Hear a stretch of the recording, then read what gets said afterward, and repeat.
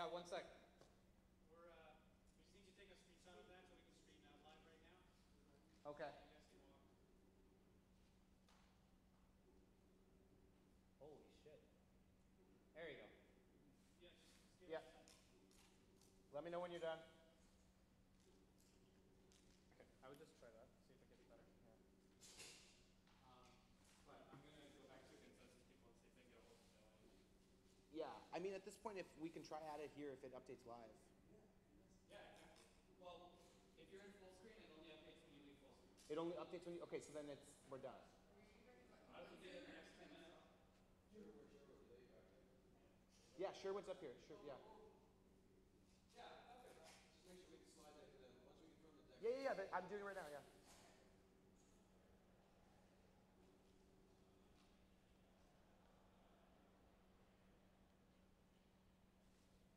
Are we good up there?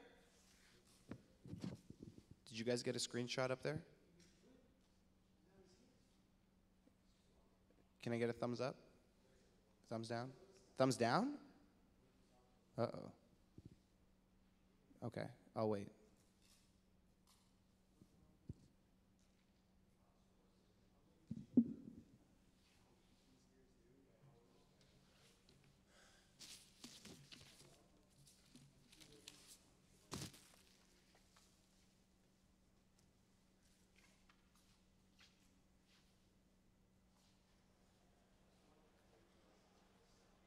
Are these, question, are these reserved for the people sitting here?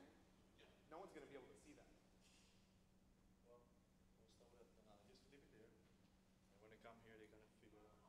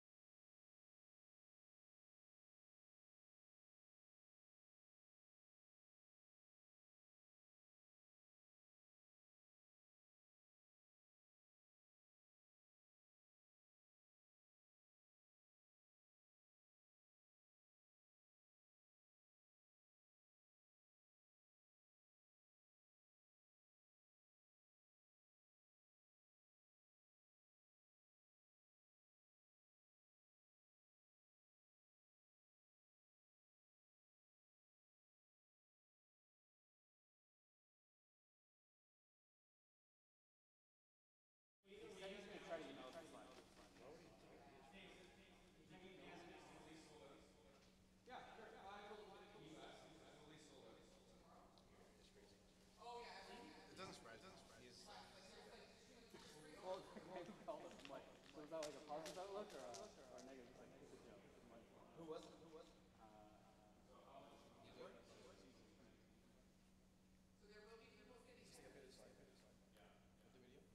Sorry, Yeah. so did the something? No, I haven't. No, I haven't been able to check any of this because they're trying to take a screenshot for the thing, and they haven't let me. It's all good. It's all good. It's all good. I was like, you guys are good. We technically can't have. We can't have. It's part of the contract.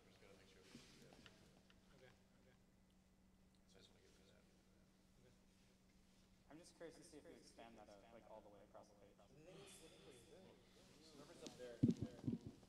Hey, can you go on full screen for a second on the presentation and then just go back into present mode, just on the same slide? We want to test if something updated. Yep. So close, so close. Yeah. Look at that. Okay. There you go. Keep making those boxes bigger.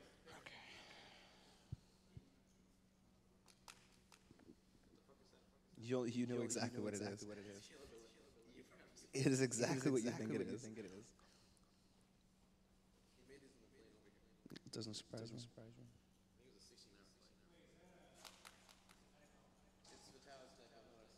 Where? Where you see typo?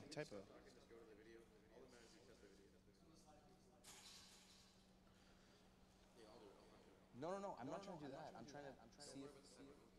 No, it's all the text is messed up. It's not his fault. It's the PDF converter. Messed up. That's what I'm saying. As I looked at it closely, I realized it's all screwed up. Voting.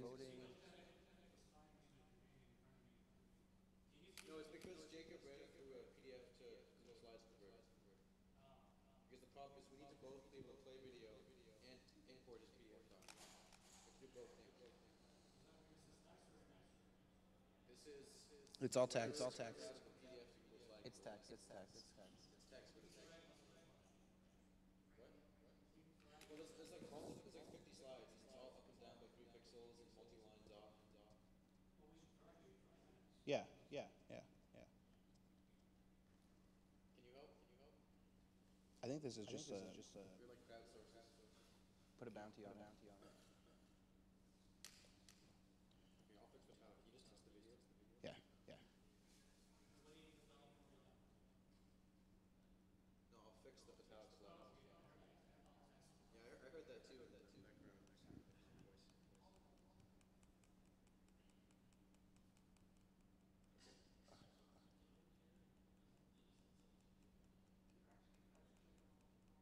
Is Jeff's also screwed up? No. Jeff's is fine. Just fine. It's how this weird. Whatever thing he used.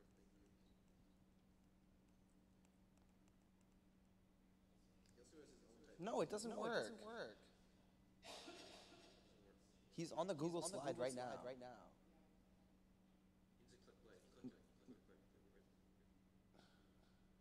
And then it's going to buffer for 30 seconds. Yeah, can we just veto this video? This is like now it plays. A little down. Is there any audio? Yeah, there is. Yeah.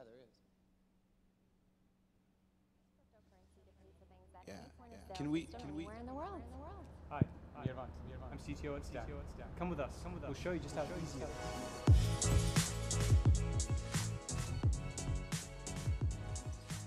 So I'm just going to switch over from my cash account to my cryptocurrency wallet. Okay, so going through.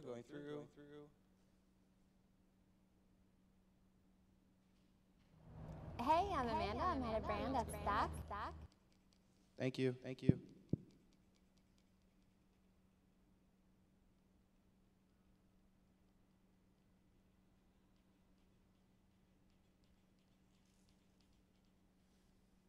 Joe's probably just been.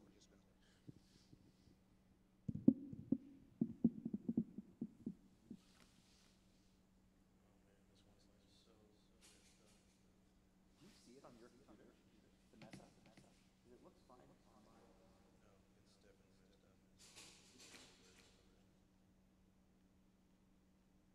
Very strange. Yeah, it looks perfectly fine on my computer.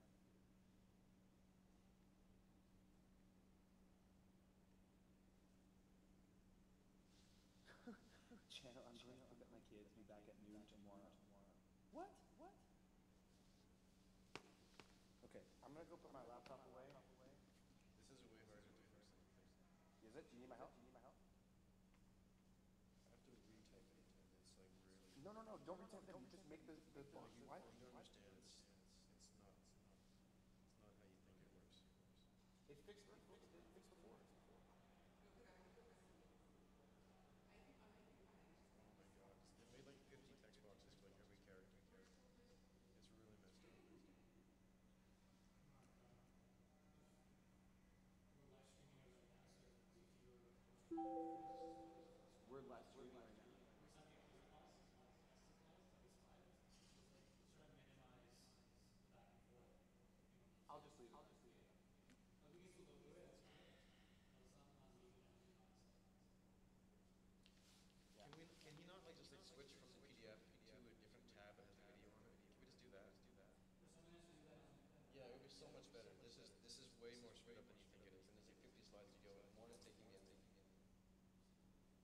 surprising how much stuff I messed up.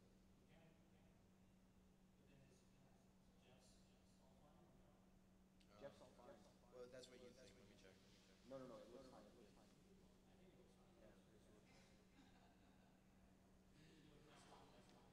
Okay, I need to go to the bathroom.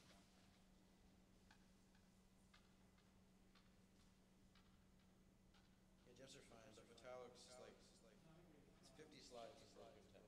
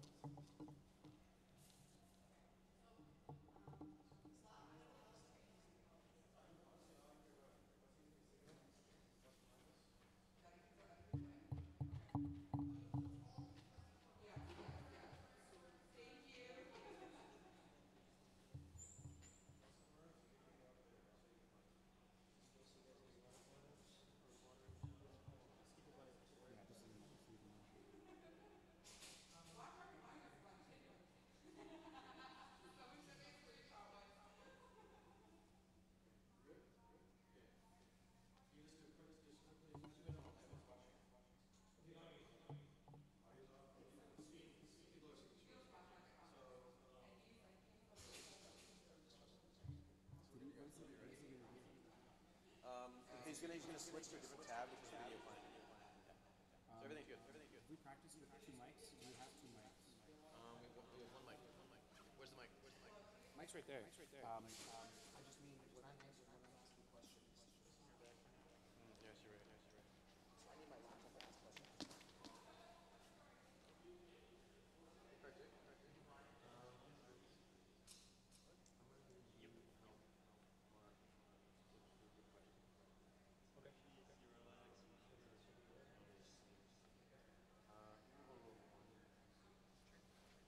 Wait, hold on. It might split.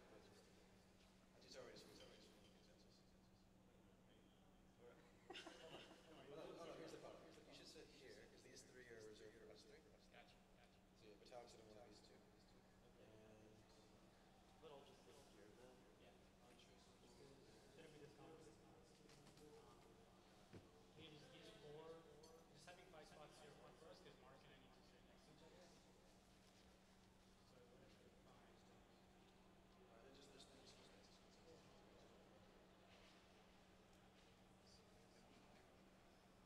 It's same as the SSID.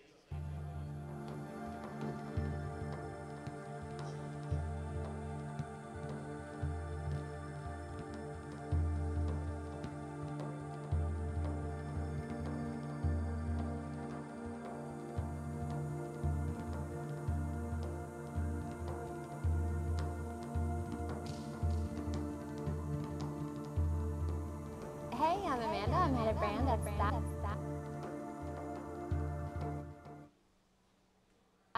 And today we're going to show you how we've connected our mobile wallet app to the block.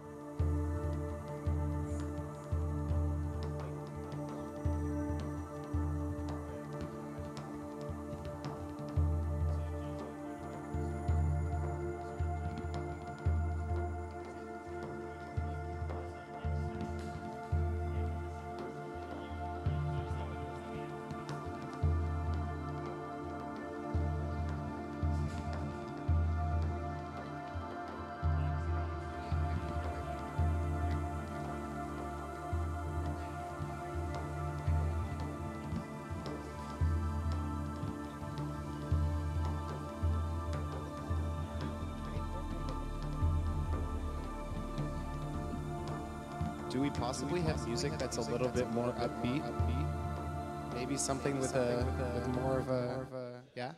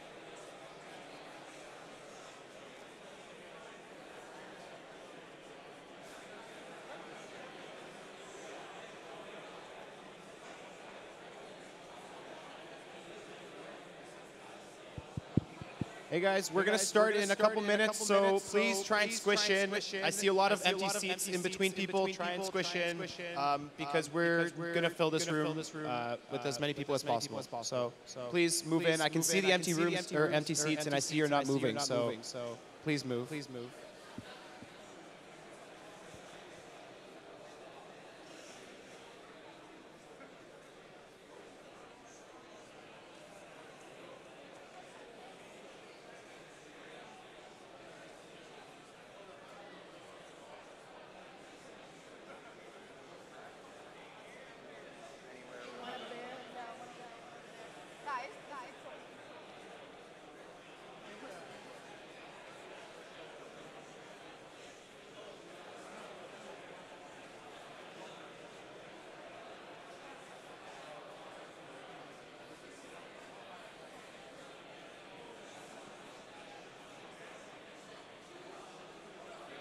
Going?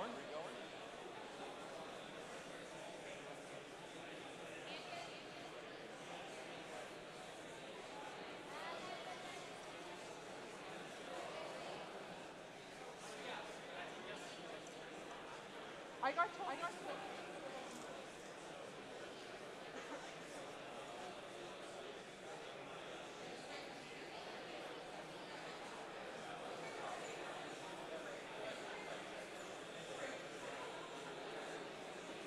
Sam.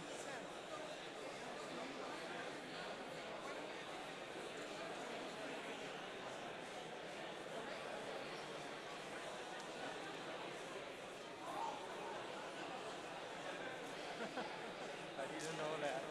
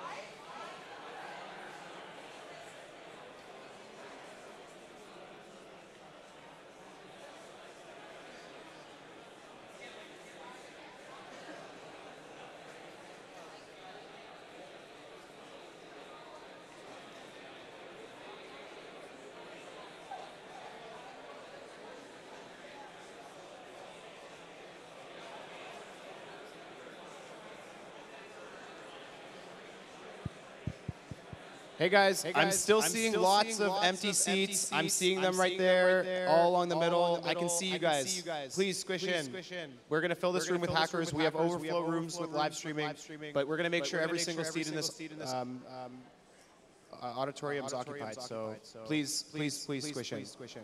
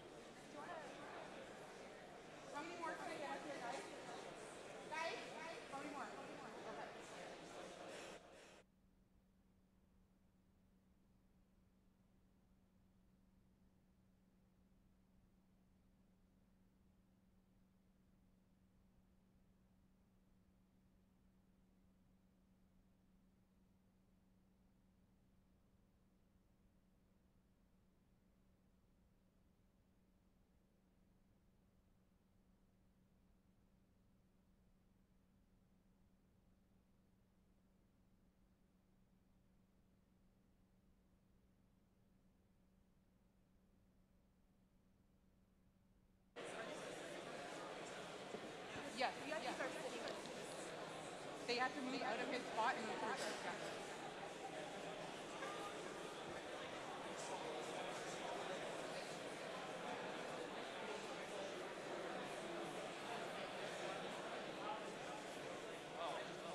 Is there no 0x seats down here?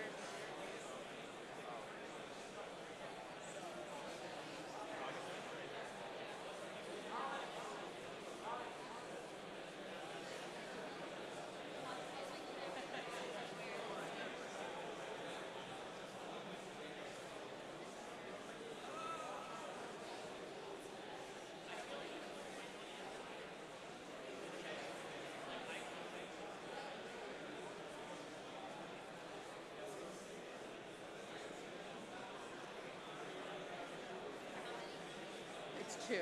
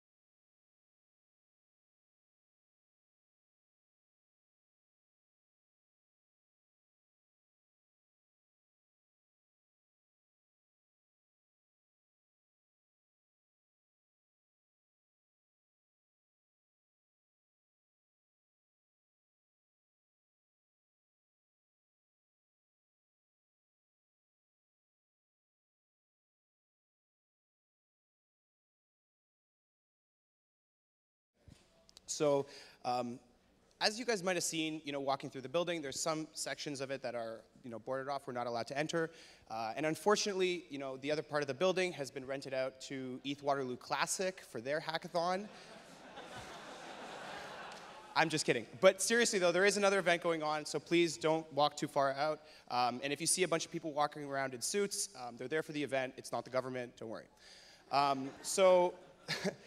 So before we get started with Jeff and Vitalik, I'm going to hand it over to Liam. Liam's put in a ton of work, probably the most work from anyone, to make this event really what it is. And he'll tell you a bit of the story of how we got here. But before he gets on, I want you guys to give him a really warm round of applause, because he is, yeah.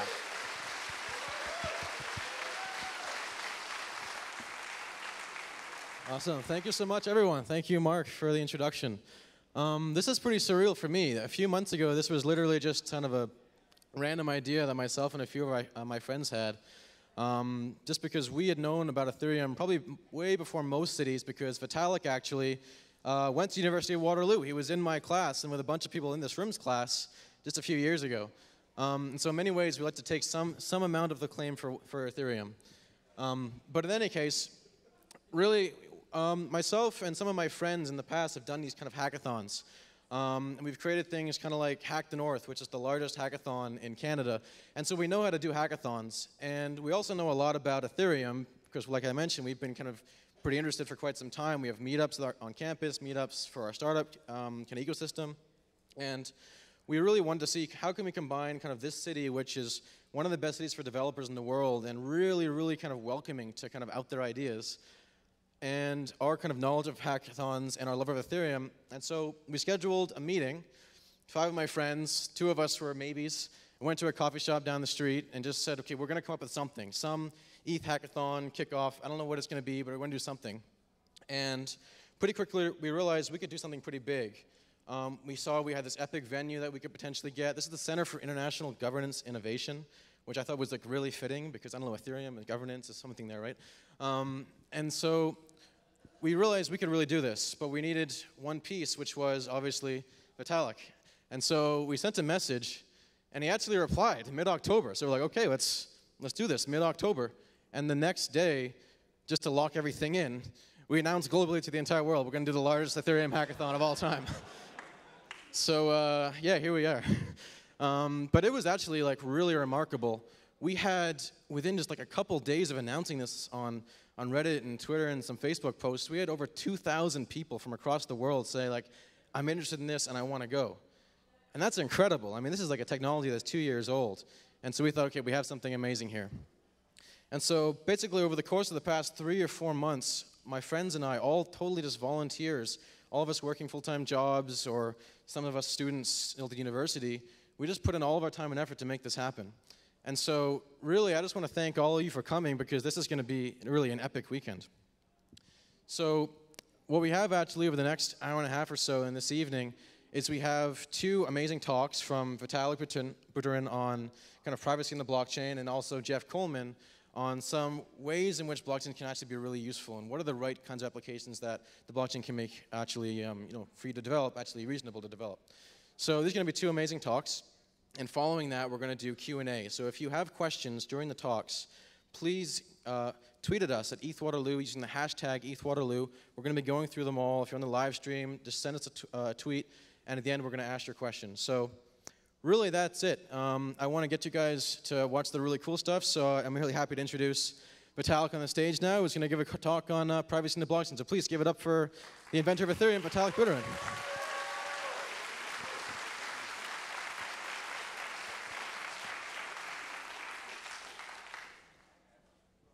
Okay, first of all, I mean, thank you all for coming. It's good to be back in Waterloo. I hope that people will find in this presentation at least somewhat interesting and informative because it is about a topic that people do often talk about quite a lot kind of in passing, but there doesn't tend to be as much of an people talking about what does privacy on a blockchain actually mean in much more detail. So that basically is the thing that I wanted to try to get into a bit today. So first of all, what are blockchains good at, right? So blockchains are good at several things. So first of all, blockchains are good at ensuring that the state of some application, so the current state of some application that the blockchain is trying to interpret is valid.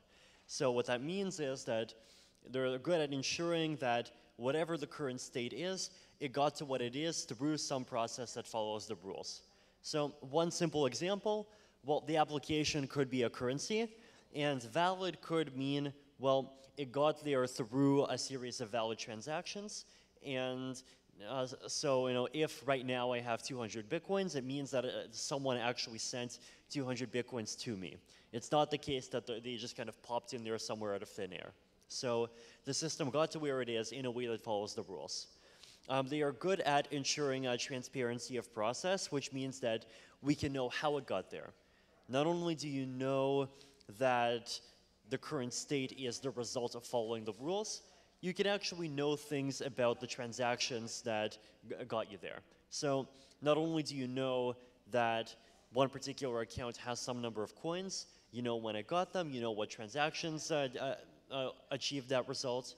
Now, as we're going to discover over the course of this talk, there are ways to have transparency of process which is not absolute, but it's still a very desirable goal in many contexts. And also irreversibility. So if some change to the application state happens, if, for example, I get 50 more coins and I go up from having 200 Bitcoins to 250, then that's an operation that happens once and it stays as an operation that has happened. History does not revert itself. Now, blockchains are less good at currently 2 kinds of things. One of them is scalability.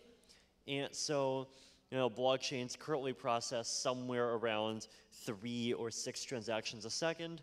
Lots of other applications process anywhere between 10 and 100,000. And they're less good at privacy.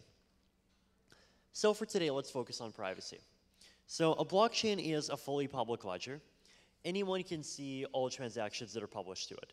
This over here is a screenshot of a site called etherscan.io, which basically runs a node that contains a full copy of the Ethereum blockchain and everything that's happened in the Ethereum network, and shows it in a way that's nice and pretty and somewhat easier to understand for people to understand.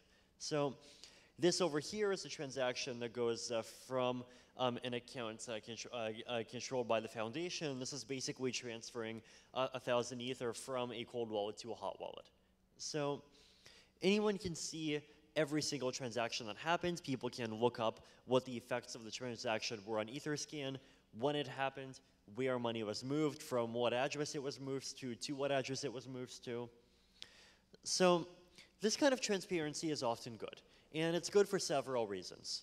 So first of all, there's the instrumental reason, which is that it helps guarantee integrity of process. So the fact that everyone can see and verify any transaction on the blockchain means that you have a kind of virtual army of 25,000 people, or I guess more precisely 25,000 computers on the internet, who are actually running software and making sure that the blockchain as it is right now actually did get to where it is through a series of transactions that all follow the rules.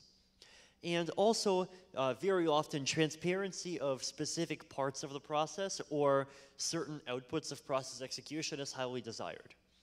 So a few examples, voting. So people want to be able to see in a voting system that their vote was counted, and they want to be able to see that the total was computed correctly. Charitable organizations. If you have a charitable organization, you might want to actually just make your finances fully open, because this way you don't really have that much to hide, and you're convincing people that your organization is running things in a way which is fully honest and reliable. Supply chain tracking. Where did product X come from? You might have some series of links. Each of these links are represented on the blockchain, and you might want to be able to trace back any single product through the blockchain if you have some kind of identifier that identifies at least the specific product. Government finance. So this is an actual use case I've talked to at least 3 governments about. Basically, this is just use a state-issued cryptocurrency that could be run on some kind of blockchain-like system that would be used internally, basically between tax collection and payment of government expenses, and this could increase transparency and limit corruption. Yay. So, fun signaling theory fact. When someone says at least 3, they usually mean 3. So what's not good about transparency? If you know someone's address, you can pretty much track how they spend their money. Now, over here, I could have put up a clever screenshot that basically shows what my addresses are, but that would have unfortunately been a somewhat expensive demonstration in terms of my own privacy. But if you can look things up on the internet too. If you know someone's address and you know who they send money to, you now know someone else's address. So if I know Alice's address and I already separately know that Alice sends transactions to Bob, I now also know Bob's address. And now that you know Bob's address, you can look up how Bob spends his money. And if you already know that Bob, with some schedule, sends some transactions to Charlie, then you can link those transactions up to transactions on the blockchain, and now you know which address Charlie corresponds to. So basically, privacy leaks often end up being contagious. Also, same for non-financial applications. So the same sort of thing applies to just any kind of applications that use information to, or that use the blockchain to record information that has to do with relationships, or information that has to do with any kind of sequential or repeated behavior. So what can we do about this? Basically nothing. Go home. No. We can do a lot of things. So this is a very nice and pretty website. You know, you see, it looks really nice. They probably stole a couple of fonts to make it look like something made by Google. This is something called a mixer, and the idea basically is it's a system where you send bitcoins to the mixer, and the mixer sends bitcoins to other addresses. And basically, these are also other addresses that are controlled by you, but the idea is that the system does not leave any kind of open link between the address that your bitcoins came from and the addresses that the service is sending the bitcoins to. So this is a diagram. This is a fairly low-tech solution. You have a bunch of people on the left, they send coins, and this could be implemented in basically any blockchain, and the reason why there is a happy face in the middle there is that the thing in the middle is basically just a guy, like everyone else. And so there's a guy in the middle that operates the system. Everyone sends some coins to a guy, and the guy sends some coins out to some new addresses. And there's obviously going to be some kind of one-to-one mapping between the happy faces on the left and the happy faces on the right. But this mapping is not public. It is known only to the mixer in the middle. And therefore, you know, if you trust the mixer, then this gives you privacy. If you do not trust the mixer, then you can go basically repeat the process 5 times. And as long as one of the 5 mixers is one that's trustworthy, then you know, you've achieved a privacy gain. So, security properties. Strong privacy if you trust Bob over here in the middle. You keep your money if you trust Bob over here in the middle. Requires ongoing use to maintain privacy. So mixing is something that you just have to keep on doing if you want to make sure that your transactions cannot be easily linked to your other transactions. Now, this is one category of solution, and I will point out that it's a category of solution that can be easily expanded to applications other than cryptocurrency, and that's something that I will go into later. We can also talk about other solutions. The general category of interactive security-based applications. And there are many different kinds of constructions in here, including state channels, including plasma, including write-in, including just a whole bunch of things that work in somewhat similar ways. The general principle here is don't use the blockchain for every transaction. So instead of using the blockchain for every transaction directly, you can conduct activity on some kind of off-chain layer. But the off-chain layer is specifically designed in such a way that if the parties in some particular interaction on the off-chain layer disagree, so if there's a dispute, then you can just push everything onto the chain, and everything just actually gets adjudicated and resolved on the chain. So you're kind of using the blockchain as a court. The reason why courts provide security is not because they adjudicate every single transaction, but because, number one, they adjudicate the transactions that do end up going through them. And number two, the threat of a transaction going to court basically means that people have much less incentive to try to cheat in the normal case. So basically, because the on-chain resolution makes triggering a dispute expensive, usually you never need to use it at all, except you do need to use the chain to enter or exit a system. This was originally conceived first and foremost as a scalability technology. So basically, because every one of these transactions is happening off-chain, it is a transaction that does not have to contribute toward the currently fairly low transaction limit of existing blockchains. But it has other benefits, like privacy. So basically, if you look at a state channel, for example, so this is an interactive system that operates between 2 parties, in the simplest case, then if these 2 parties have 500 interactions between each other inside the channel, these interactions are all fully private. Because they're fully private in the sense that the only 2 people that know about those interactions are just those 2 participants. Now, the entry into the channel is still on the blockchain, it's still public. The exit is still public, but everything in the middle is private. So this is one kind of technology that will achieve some benefits. And now, there are many different people working on various kinds of this. One thing that people often talk about in the context of privacy is this idea of private chains. The general idea of a private chain basically is, hey, let's have a blockchain, but instead of having a blockchain where everybody gets to be a node and everyone gets to download and verify the data, let's have a blockchain where only a few people gets to download and verify the data, and these few people are like big institutions like banks, which are obviously reputable and they're never going to cheat you. And so, you know, you get a scalability gain and you supposedly get a privacy gain. Now, private chains tends to usually be split into two categories.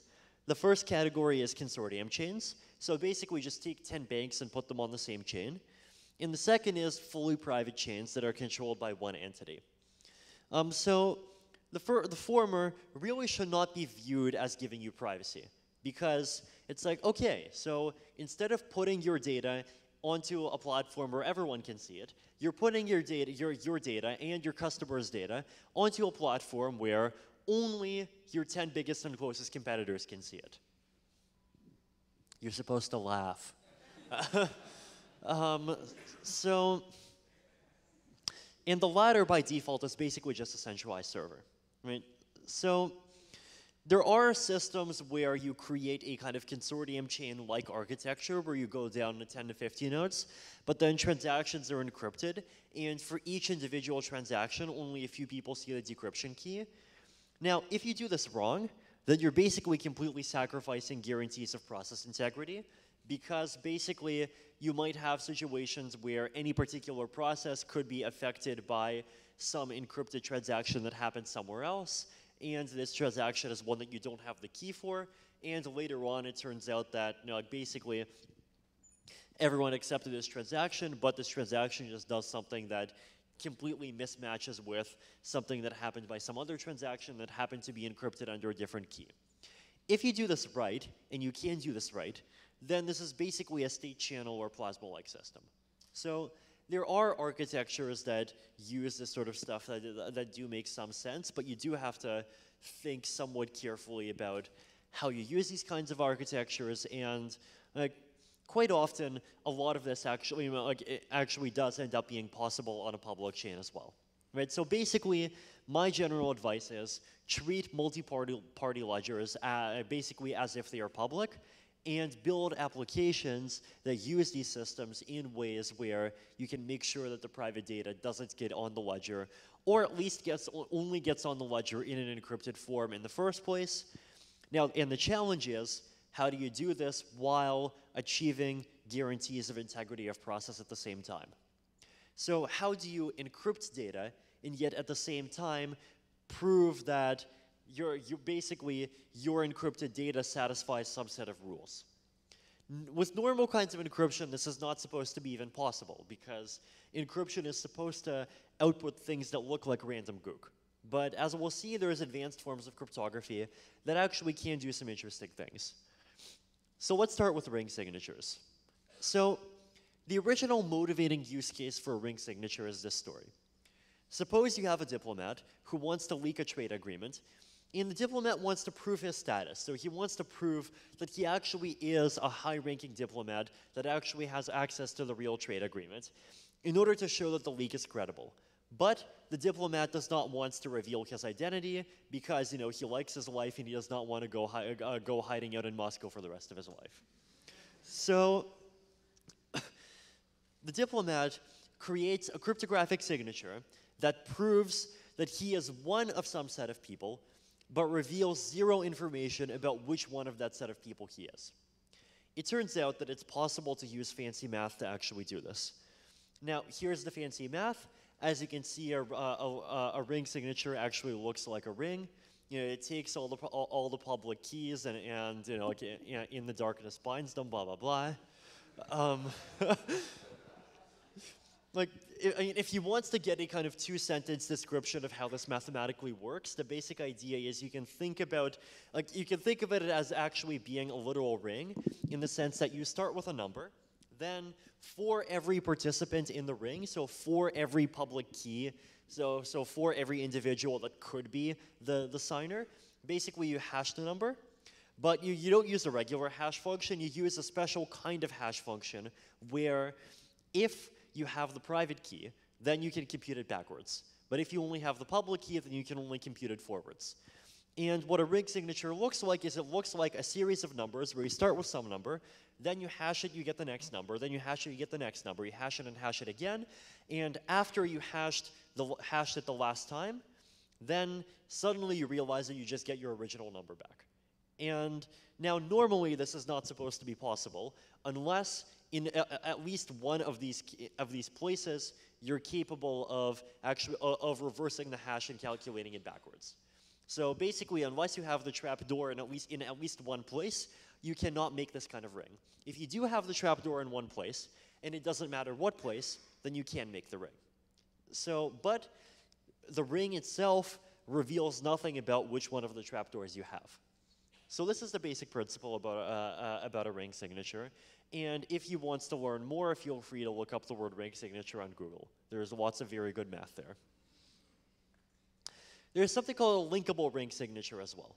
Now, you can think about a linkable ring signature as being a kind of specialized ring signature that leaves what you can think of as being a cryptographic trace of which member of the ring signed it. Now, the cryptographic trace in itself is not useful for determining which member of the ring actually signed it, because if it was, then it would lose the purpose of being a ring signature. Now, what is the trace useful for? Well, two signatures from the same person are going to have the same trace, and that can be detected. So the trace is not useful for figuring out who signed a ring signature, but it is useful for identifying pairs of ring signatures where the same key was used to sign both of them. Now, what does this give you? Well, let's first of all look at this in the context of a voting scheme. So, in the context of a voting scheme, you have some set of people, and you can think of each of these people as being represented by a key. You want each of these people to be able to vote, but you only want each of these people to be able to vote once, and you want each of these people to be able to vote privately. So, well, what kind of cryptography makes sense for a vote? Well, we can try a ring signature. Now, how do we prevent people from voting twice? And how do we prevent people from voting twice without compromising any privacy? Well, linkable ring signatures basically provide exactly the right properties. Another obvious use case, better mixers. So basically you can see that here we can replace Bob with cryptographic magic. Now, maybe there's going to be some politicians complaining about Bob's unemployment, but oh well. And I'm sure Bob can find other work to do because the crypto space is booming. So basically you have cryptographic magic here, and cryptographic magic does basically the exact same thing that Bob did before, except so cryptographic magic just is ring signatures, and anyone can trust the result. And basically, number one, you do not need to trust Bob to keep your money, and number two, you do not need to trust Bob to keep your privacy. So this is an improvement. But there's other interesting use cases of the blockchain as well. So here's one interesting one, identity oracles. So person P, so we'll say person Paul proves to entity X, so we'll say xylophone, that they are a unique human, so that they might be a citizen or non-citizen of country Zimbabwe, and entity xylophone adds Paul to an on-chain whitelist. What is the purpose of the whitelist? Well, the whitelist is a kind of generic public utility that can then get used by blockchain applications and smart contracts that require this notion of identity verification. So if you have an application that has some need to either only accept, let's say, one account from each individual human, so not allow people to create 10,000 accounts, or let's say you want to accept people only from some countries, not accept people from some countries, well, you can use this whitelist. And it's something that's on the blockchain, it can be publicly queried, and it gives you the information that you need. Use cases. So regulatory compliance. So if you have some applications, then you can do things like excluding individuals from specific countries. So for example, it's seems to be popular to exclude US citizens for a lot of applications, and you might sometimes you might want to exclude North Koreans as well. There's a bunch of lists, it's complicated. You might also want to limit the dollar amount per person. So, for example, one way in which you might avoid hitting some regulatory thresholds is by creating an application where you might only allow each person to process, let's say, $999 worth of some currency that you're creating. And a lot of countries have various laws in various contexts that say that if you fall under those thresholds, then you don't need to collect certain kinds of KYC information or worry about certain things. But if you go above the thresholds, then you do. And basically, with this kind of technology, you might be able to an application might be able to prove that it complies with these kinds of rules without revealing extra information about actually which individuals participated in the system. Sybil resistance. So make online polls more secure, including very highly informal polls like the equivalent of Twitter updates. Or sorry, Twitter upvotes. Oh, right, sorry, upvotes are on Reddit. Twitter has likes and retweets, I forget. So basically, you can make create systems where you have one person, one account, but at the same time, people cannot be unique. Individual people cannot be linked to the individual accounts that they're using. There's also systems like quadratic voting. There's many different kinds of game theoretic mechanisms, and a lot of them actually do require this notion of Sybil resistance in order to achieve their security. So, there are a bunch of use cases for this sort of thing. So the question is basically, how do we achieve this in a way that also preserves privacy? So Paul proves to Xylophone that they are a unique human. They might have a video call, they might show a passport, they might do a bunch of things. A Xylophone might run some machine learning algorithms. They prove that they're a human. They might prove that they're a citizen of Zimbabwe, but they're not a citizen of Zambia. And so then Entity Xylophone adds Paul to an on-chain whitelist, and we'll call this whitelist, let's say, Willy. Paul publishes a ring signature that proves membership in Willy. So Paul proves that his public key is part of Willy without revealing which member of Willy he is proving himself to be at this particular point in time. Willy is actually represented by an on-chain smart contract, and this smart contract verifies that the signature is correct, and it verifies that the cryptographic trace does not match any other cryptographic trace that has already been used. And if it verifies a signature, then it admits some other accounts that Paul specifies to another on-chain whitelist. So we'll have a second on-chain whitelist, and we'll call it Walter. Right? If you have an account in Walter, then you can have an account in Walter. You can use a ring signature to prove that you have an account inside of this whitelist Willy. And if you do this, then the smart contract that controls the whitelist Walter will assign you one account in that whitelist as well. So Walter has exactly the same properties as Willy, exactly the same membership as Willy, except even the entity that manages the entire system does not know the specific mapping of individual to account. So basically, this is the sort of thing that you can do with ring signatures, right? Basically, you can maintain a kind of like Sybil resistance. You can prove membership in arbitrary sets, and you can do all of this basically without compromising privacy. So for the first time in history, we can have fully privacy-preserving Sybil resistance, fully privacy-preserving proof of being a citizen of Zambia, not being a citizen of Zimbabwe, not being a citizen of, or not being a resident of the state of New York, et cetera, et cetera. And this is something that actually has already been implemented on the Ropsten test network. ZK snarks. So ZK snarks are, I view them as being kind of like one of the three cryptographic God particles, where the other two would be fully homomorphic encryption and indistinguishability obfuscation. And it happens to be one of the three cryptographic God particles that's actually the easiest to implement. Now, why do I have so much respect for the technology? Basically because it's super generic. And what that means is that you can use it in a really huge amount of cases. ZK snarks generalize like they generalize ring signatures, they generalize regular signatures, they generalize a whole bunch of things. They are this kind of really super powerful thing that kind of encompasses all of the above combined. So here's what they do. A ZK snark lets you prove that you know some number or some piece of data x, which satisfies f of x equals y. F is a program, and f is public. Y is also public, and x can have some secret parts and some public parts. Now, a ZK snark comes in the form of a cryptographic proof. So the cryptographic proof basically just is a bunch of what's called elliptic curve points, and the total amount of data you need to express them is 288 bytes. And a ZK snark can be verified in constant time, even if the original program takes hours to execute.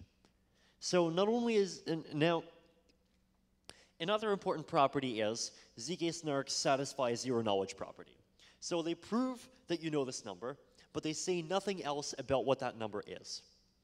Now, there is a prover side overhead, just to warn you, with a large constant factor. So basically, expect making one of these proofs to take thousands of times longer than it takes to actually compute function f normally. But you know, even if proving takes a long time, verification is more expensive than other things, but it's still relatively cheap. If you want to know much more about the gory math behind this, I wrote this big, long, 3-part series of articles about it after researching the topic for a few months. It's hard, but hopefully you can pour through it. Yes, this will be on the exam.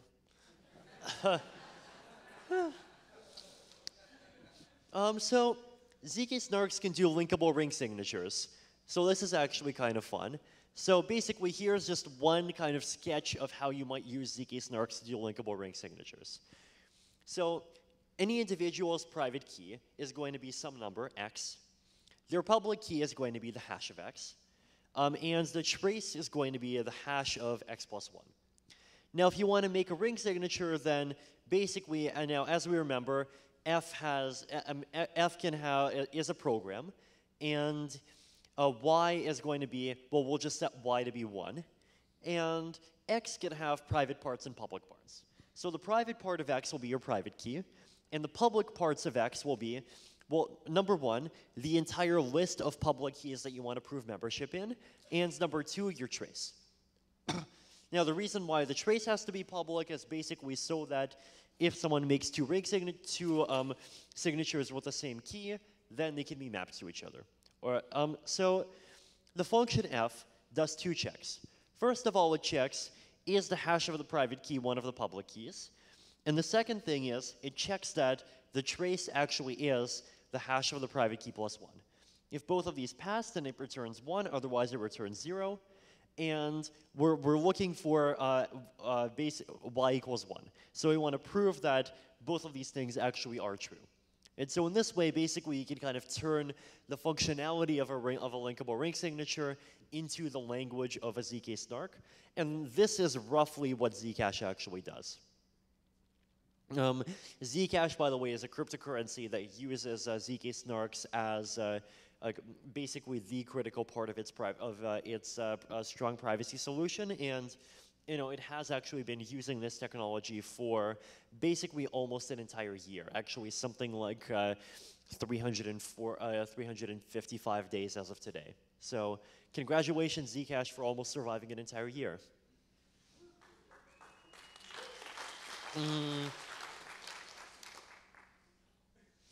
Yeah, so basically, what are the use cases of ZK snarks? Well, you can prove integrity of process. You can provide selective transparency. So you can be transparent about whatever you want. You can be private about whatever you want, with no compromise of privacy to anything that you want to still keep secret. There are a couple of exceptions. So for example, timestamps. So you can't hide when transactions happened, even if you're hiding their contents. And also, the ZK snarks by themselves do not hide IP addresses, but there is other technology that can fill that gap. So this is basically kind of the ultimate partner technology to blockchains. And the reason why I say this is because blockchains are good at providing guarantees of correctness of process and authenticity, and they do this at the cost of privacy. And ZK snarks basically give you back the privacy. Now, ring signatures also give you back the privacy, but they are a kind of more efficient but more limited tool for a subset of applications. So ZK snarks have some limitations, so it takes a while to make a proof. Verification is more expensive than verification of other things. The tooling to easily use zero-knowledge ZK snarks is not yet fully out there. And there is this weird thing called a trusted setup, which basically means that because of like very weird details in how the cryptography works, actually, in order for the whole system to work, basically there has to be this ceremony that was run by 6 people. And these 6 people did do this cryptographic ceremony to generate what's called a proving key.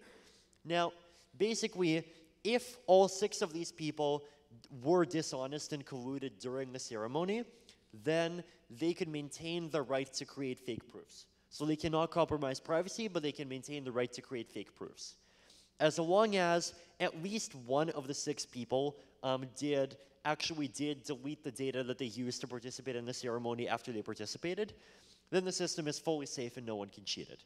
Now, we do in the case of Zcash specifically, we do have some fairly good evidence that they deliberately provided that shows that all 6 of the participants actually deleted the data after they participated in the ceremony. But if you want to create a trusted set, do zero-knowledge proofs or ZK snarks for some different function F, then you would basically have to create a trusted setup, and you'd have to repeat this process, and you have to make sure that it's done well. So these are limitations.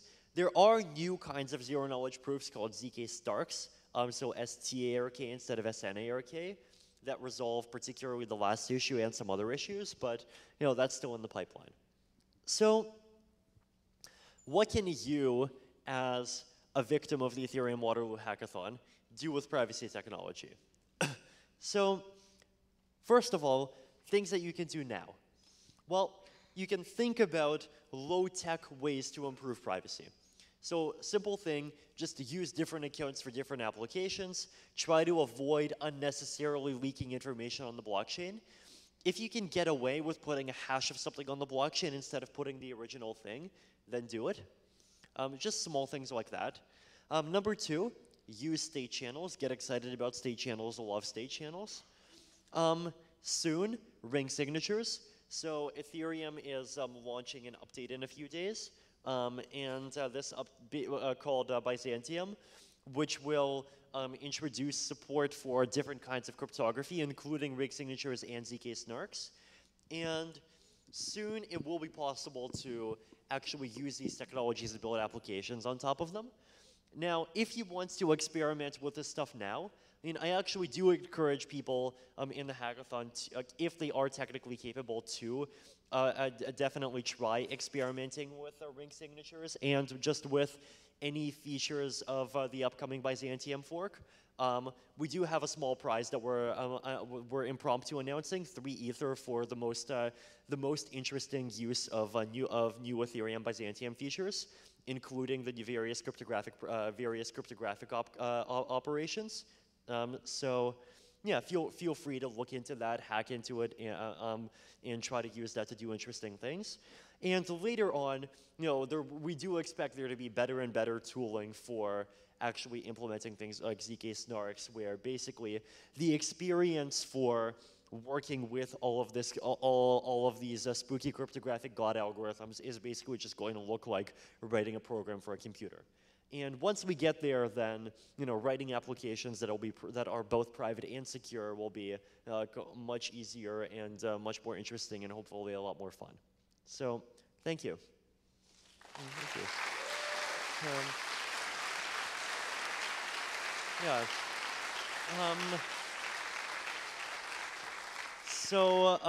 So victims of the Ethereum Waterloo hackathon, I am pleased to announce that your next oppressor is going to be the wonderful Jeff Coleman, who has done a lot of great work around state channels research, blockchains, like just mechanism design and economic research in general. So, feel free to start your presentation. Thanks, Vitalik. I was instructed as I walked up to let you know that we're using the hashtag ETHWaterloo, ETHWaterloo, for questions that you might have that arise in response to these talks. At the end, we will be taking some questions, and we'll be doing that based on the hashtag. So get to Twitter if you have questions about this. I figured that since this is the big words night, I would talk about mechanism design tonight. How many of you know what I'm talking about when I talk about mechanism design? Raise your hand. All right, that's pretty good. That means this is an Ethereum hackathon. Normally there would be no hands. So the idea of mechanism design is pretty simple. Mechanism design is a field of mathematics. Or decision theory or economics. Everybody wants to lay claim to it.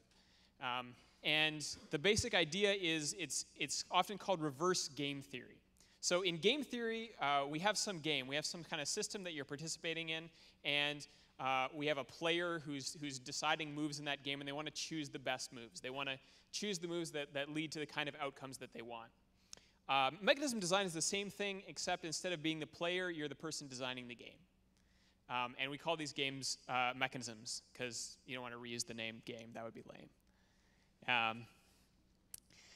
And the reason I'm going to talk about mechanism design this evening is my end goal here is I want to give you a set of tools for thinking about how do you come up with things to build blockchain applications around. And for me, this story is really about mechanism design. The things that make problems blockchainy are particular aspects of the mechanism design. And so I want to kind of get you into the mindset of thinking about things from a mechanism design perspective, and then also let you use that lens to identify opportunities for where you can build interesting and useful blockchain applications. So it's not terribly theoretical. We'll start a little theoretical, and then we'll get a little more practical. So in the blockchain context, when people talk about mechanism design, it's really one simple mechanism that has at least 90% of the focus, and that's basically the financial contract. Most of when you hear people talking about writing things on blockchains like Ethereum, we talk about smart contracts. That term contract is a holdover from people thinking about the mechanism design of a financial contract. And financial contracts are awesome. I don't want to knock them. I realize that financial contract is a large enough topic that even in the traditional world, you can have lawyers who specialize in mutually exclusive types of financial contracts, so good for them. But I think it's kind of boring and kind of limited. And what I want to do in this presentation is talk about something a little bit bigger, about opening up our eyes to more than just the mechanism of a financial contract. We understand this idea of, I'm going to pay you on the condition that you do something for me. That's a pretty basic design, and there are a lot of applications that can be built around that idea. What I want you to come away from this talk thinking is that there are a lot more different types of situations to which the same mentality can be applied when building an application. So the real title of my talk is Everything is a Mechanism. Here's what I mean by everything is a mechanism. A mechanism is basically a system, a way of doing things that in some way shapes the behavior of the participants towards some goal. And the goal is a little bit, some mechanisms don't really have goals. You can argue there's naturally occurring mechanisms. But in our context, because we're going to be designing the mechanisms and we're thinking about it from a design perspective, a mechanism design perspective, we're going to have a particular goal in mind. And I just want to go through some regular, everyday examples and try to rethink them a little bit from a mechanism perspective and get the ball rolling here with some ideas. So let's take something like spam filtering. Spam filtering is a mechanism. When you design the system of spam filtering, there's a couple of goals that you want to shape behavior towards. One of the most important things that you want as a designer of the spam filter is usually to shape the behavior of the person who is potentially receiving the spam. This might seem counterintuitive. Initially, you might think that spam is all about, can we get someone to stop sending us junk? Well, most spam filters today don't work by trying to stop people from sending you junk. Mostly the way they work is they try to get you, the user, to click that spam button when it's something that's spam, And the fact that you take that action trains some algorithm so that it can simply read all of your mail and determine as something comes in whether or not it's spam. So the person whose behavior is being shaped primarily by that type of spam filter is you. And it's comparatively effective. I don't get a lot of spam in my inbox anymore. But it's not the only way to think of designing the mechanism. You could look at that same mechanism and say, what are the end goals? Now, the actual transmission of email is not particularly expensive, so it's not a huge cost that's incurred on the system to send all this information back and forth, unless you're an ISP who has to deal with spam bots and botnets and all those kinds of fun things, or if your server gets compromised, or if, okay, look, there are a lot of things. So another way that we can look at a mechanism like spam filtering is, what if we instead wanted this mechanism to shape the behavior of the person doing the spamming? And that means we would have to come up with a completely different technique. I'm not even going to suggest what that technique is. We're just using this as an example. Employment. Employment is a mechanism. Again, this might seem like kind of a simple financial contract type situation, but employment actually leverages a lot of other things. A lot of the things that people get out of the employment experience are actually things that shape their behavior more strongly than just the financial interaction. A lot of people get stability out of employment. They get predictability out of employment. They get a sense of identity, a sense of camaraderie, a sense of achievement. There are all kinds of aspects in which employment as a mechanism affects behavior. Now, we're stepping into this new trend where employment is maybe not the only exclusive way that we think about incentivizing or shaping behaviors towards the goal of producing productive results and also having people satisfied with their meaningful accomplishments in life, among many other goals. So again, I think this is a mechanism that if we wanted to, we could stop and say, maybe there's some different ways we want to shape the behavior here. We can redesign this a little bit. Drug addiction. I mentioned that not all, that some mechanisms can be naturally occurring, and sometimes the goals that a mechanism shapes you towards are not desirable. The chemicals in our brain that normally reward us for good things or that identify positive things in our environment can also be directly exploited with chemical triggers. And these can prove incredibly effective at shaping human behavior. But again, perhaps not in the direction that we want. So not all mechanisms are positive, but again, some of them can potentially be reshaped. Legal systems. This is kind of an obvious one. You might wonder what it's doing in this list. I think most of you probably would have expected to see a legal system as a method of shaping human behavior. But the perspective I want you to take on the idea of legal systems as mechanisms is that a particular legal system or a particular set of laws is usually trying to shape a particular type of outcome. One of the ways that you can look at the problem of shaping a particular outcome is to ask yourself, is there a different way that I could achieve the same result? Most of the ways that legal systems work is by enforcing penalties or fines or rewards and incentives, sometimes tax breaks, all these sorts of things. But of course, humans are complex. One of the really interesting areas of research right now is trying to identify some of the more detailed psychological reasons why people do a lot of things that they do. And it's not always as simple as these kind of brute force mechanisms that we're used to in legal systems. So sometimes you can identify something that a legal system is trying to solve and perhaps solve it more directly. That's an opportunity for an application. Uber. Uber is a mechanism. The reason I wanted to put Uber on this list is Uber is a very slight mechanism tweak to something that started off as just the financial contract. And I think this is a great way to think about how you can get a significant improvement in a problem. The only thing, really, from a mechanism design perspective, that Uber adds to the financial contract of paying someone to take you somewhere is that it adds reputation. Uber adds reputation for both drivers and for riders. And adding reputation into the system actually significantly influences the way that people behave under that system. Mechanism design, the goal is to shape the behavior of the participants, and adding that additional reputation can have a significant impact on shaping the behavior of the participants. Police enforcement, of course, the natural pair of legal systems. And again, this is something we're familiar with, but it's really interesting to think about this as an algorithm. What are the types of situations in which police enforcement is effective? One of the things we often think about in the blockchain world is what is the cost of a mechanism? And we know that policing as a way of directly responding to behavior is incredibly cost inefficient. It is not practical to arrest and charge every person who does anything that anybody doesn't like.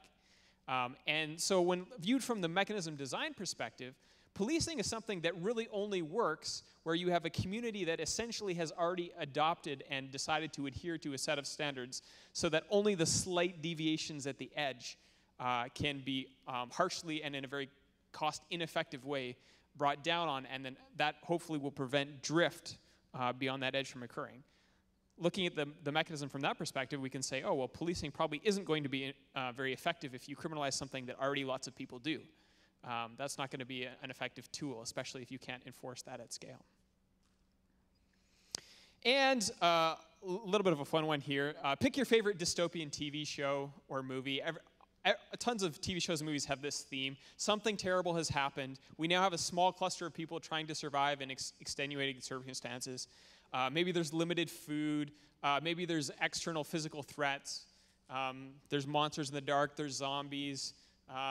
Radiation has killed almost everything alive, whatever the scenario is. One of the things I rarely see in any of these TV shows is people sitting down to try and carefully design mechanisms.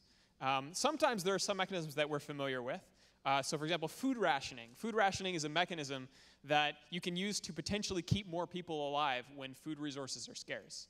But now you have a little bit of complicated bite-sized little questions. What is the punishment going to be if violence breaks out? Who's going to enforce the punishment? Do you have an ability to give some smaller punishment short of some ultimate punishment? These are the sorts of things that, from the mechanism design perspective, will significantly influence the way that people behave under that mechanism. And as application designers and as people coming up with cool ideas for a hackathon, this is the way that you have to learn to think about basically everything. So I tried to pick examples here that are common throughout real life. There are better and worse ways of tackling each of these. If one of you sits down to design a police enforcement status and designs something like the 3 strikes law and then sends it to me for an audit, I will probably tell you that this is interesting because your mechanism eliminates the incentive for anyone to care about avoiding further crimes once they've committed a 3rd trivial crime. That seems like very bad design. So the perspective of how you think about these different things can be similar in the way that you design an application. It doesn't matter how big the problem is. It doesn't have to be about a financial contract. It can be about something that's large in society. It can be about pretty much anything. And that is my real title here. Everything is a mechanism. So if everything is a mechanism, that means that almost anything when you look out in the world and ask, is this mechanism accomplishing its goal? Is its goal desirable? That's a problem that you can tackle with mechanism design. Now, this is a wonderful talk about mechanism design, but as my colleague mentioned when I started pitching this talk to him, he said, well, what does this have to do with blockchain? There is a really important point here. So, yes, I'm talking about introducing this lens of mathematics, also this lens of software, this lens of programming. But my pitch here is not just that this is part of the whole mathematics in the form of software eats the entire world trend that we're in. The actual thing that I want to raise here is, we covered this point. The actual thing that I want to raise that's specific about blockchains is that blockchains can do something that almost all software can't do when you're designing a mechanism. Consequences. So almost all real-world systems, almost all real-world mechanisms that humans institute, that we use in society, that we use in other areas to do something, to shape people's behavior in a certain way, they have consequences. Consequences are incredibly important. Some examples of consequences are fines, wages, reputational hits, disclosures, rights and permissions, people's personal feelings of achievement or regret. These are really, really critical parts of how these things actually shape human behavior. And the problem is that software alone, compared to all of this, is mostly just bookkeeping. If you look at what the Uber software actually does, it doesn't actually do any of the things that we're talking about here. Those things come as a result, but mostly what the software does is it tracks those things when it happens. So you have a system of stars. Stars in and of themselves don't really mean anything. The only thing that stars mean is that when a human being looks at a star, they say, oh, more stars is good, less stars is bad. I'm not going to take this rider. I'm not going to take this driver. Someone subjectively, a human being in Uber, sits there and says, oh, well, this driver, their ratings are getting pretty low. I think we're going to fire them. And that's still a human being solving a problem. And a lot of software can get stuck in this bookkeeping type of role. This is where blockchain software can be really different. It can be really different in attacking these type of problems because blockchains are software that can directly enact consequences. Again, going back to our core example of the financial contract, it's easy to see how a blockchain application can directly enact financial consequences. If you have a balance of Ether or some other crypto token that's controlled by an application, and if the action that's taken by the user or by one of the participants can result in a seizing of that balance, in a penalty, or in a paying out of that balance as a reward, that's a simple financial consequence that you can enforce. But that's not the only type of thing that you can potentially track inside a blockchain that's as rich and as complex as Ethereum. What would reputation look like if reputational changes were made automatically and conditionally by programs and applications themselves? This is something that a lot of people have been talking about for a while, but it's very difficult to implement in any kind of transparent way. How much authority do you give to the different components? This is a mechanism design problem. And the really interesting thing about blockchains is that if that reputation is tracked in some kind of public, auditable, verifiable, open source system like a blockchain, not only can we predict what's going to happen so that it feels fair to human beings, but also we can do this in a comparatively secure way. We can answer questions like, did a bunch of random people just vote this person's rating down unfairly? These turn into mathematical questions. We can talk about using the anti-Sybil properties that Vitalik discussed to measure how many real people actually gave this person ratings. We can make those ratings conditional on the presence of a pre-agreed financial transaction. So in Uber, we can mathematically enforce, not just at the software level, at the core structure of the blockchain itself, that you can't rate someone unless you actually took a ride with them. All these are types of techniques that we can use, and they're really unique to blockchain. In traditional software, sometimes you can enact consequences. Mostly this happens when your software becomes big enough and socially important enough that things like reputation are an automatic consequence. So for example, if you get a lot of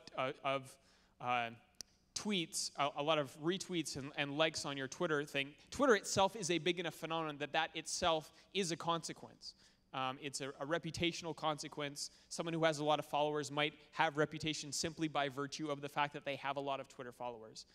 But the really cool thing about blockchains is you don't have to wait to get that kind of scale. You can have a very small application that has very limited scope and still has very firm, direct, and complex consequences within that limited scope. That's a very powerful tool. And I personally think that that's one of the ways that you can identify what makes an application opportunity blockchaining. So the types of consequences that we can exact are, at present, they're somewhat limited. Right now, for a blockchain to enact a consequence, it has to have control over something. And this is where the work of building out the blockchain ecosystem comes in, and this is where other opportunities present themselves at hackathons. One of the things that you can do to make the entire blockchain ecosystem more amazing is build a connection between a blockchain and some other real-world element. So this is where people talk about like IoT devices or smart cars or smart locks or all these objects that live in the real world but that pay attention to the blockchain and interact. These are not only cool things. They are not only like, oh, I got a smart locker or something like this. What these are is they're expanding the ecosystem of consequences that can be part of the tool of mechanism design. When you have more consequences that you can wrap into your application, you have more opportunities to shape the behavior of your users and your participants. That means that your mechanism design job is easier, and you can accomplish more things, and you can solve more problems. You can look out in the real world and identify more situations that need to change and find ways that you can actually effectively change them. There are some challenges that are associated with this process. So I don't want to be all rosy, like, oh, mechanism design solves everything. So there are some issues here, and we talked about some of them in Vitalik's talk. The first one is partial information. So when you're designing a mechanism, one of the challenges you often run up against is that the participants don't really know everything. The mechanism itself doesn't really know everything. But this is a very wonderful upside. See private information. See Vitalik's entire talk. See the ability for us to have cryptography and private keys. This is a useful feature. We can exploit this. Scope. One of the things that a lot of mechanisms struggle with is what is the scope of the information or the behavior that you're trying to influence. It's really important, not only in software design in general or at a hackathon, but it's really important to have a very limited scope of what it is that you're really trying to impact in your application. Watch out for that scope creep, because it will really make your mechanism design job hard if you are literally trying to influence all behavior of all people who are participating in your application. Good luck. Here's one to really watch out for. A lot of the blockchain applications that we design are kind of operating at a particular scale. And this isn't a unique problem to blockchain applications, but it's something to bear in mind anytime you're doing mechanism design. The externalities and the external incentives that result from or that influence our applications. So sometimes you have a mechanism that in and of itself is perfectly fine. Here's a simple financial mechanism based on markets. We have fuel. We can burn it to make things go, but it costs money to go and get the fuel. How are we going to get all the people to work together to do this? Yay, markets. So somebody will pay somebody money for this fuel. If they pay lots of money, somebody else will go get more fuel, will burn the fuel. It's awesome.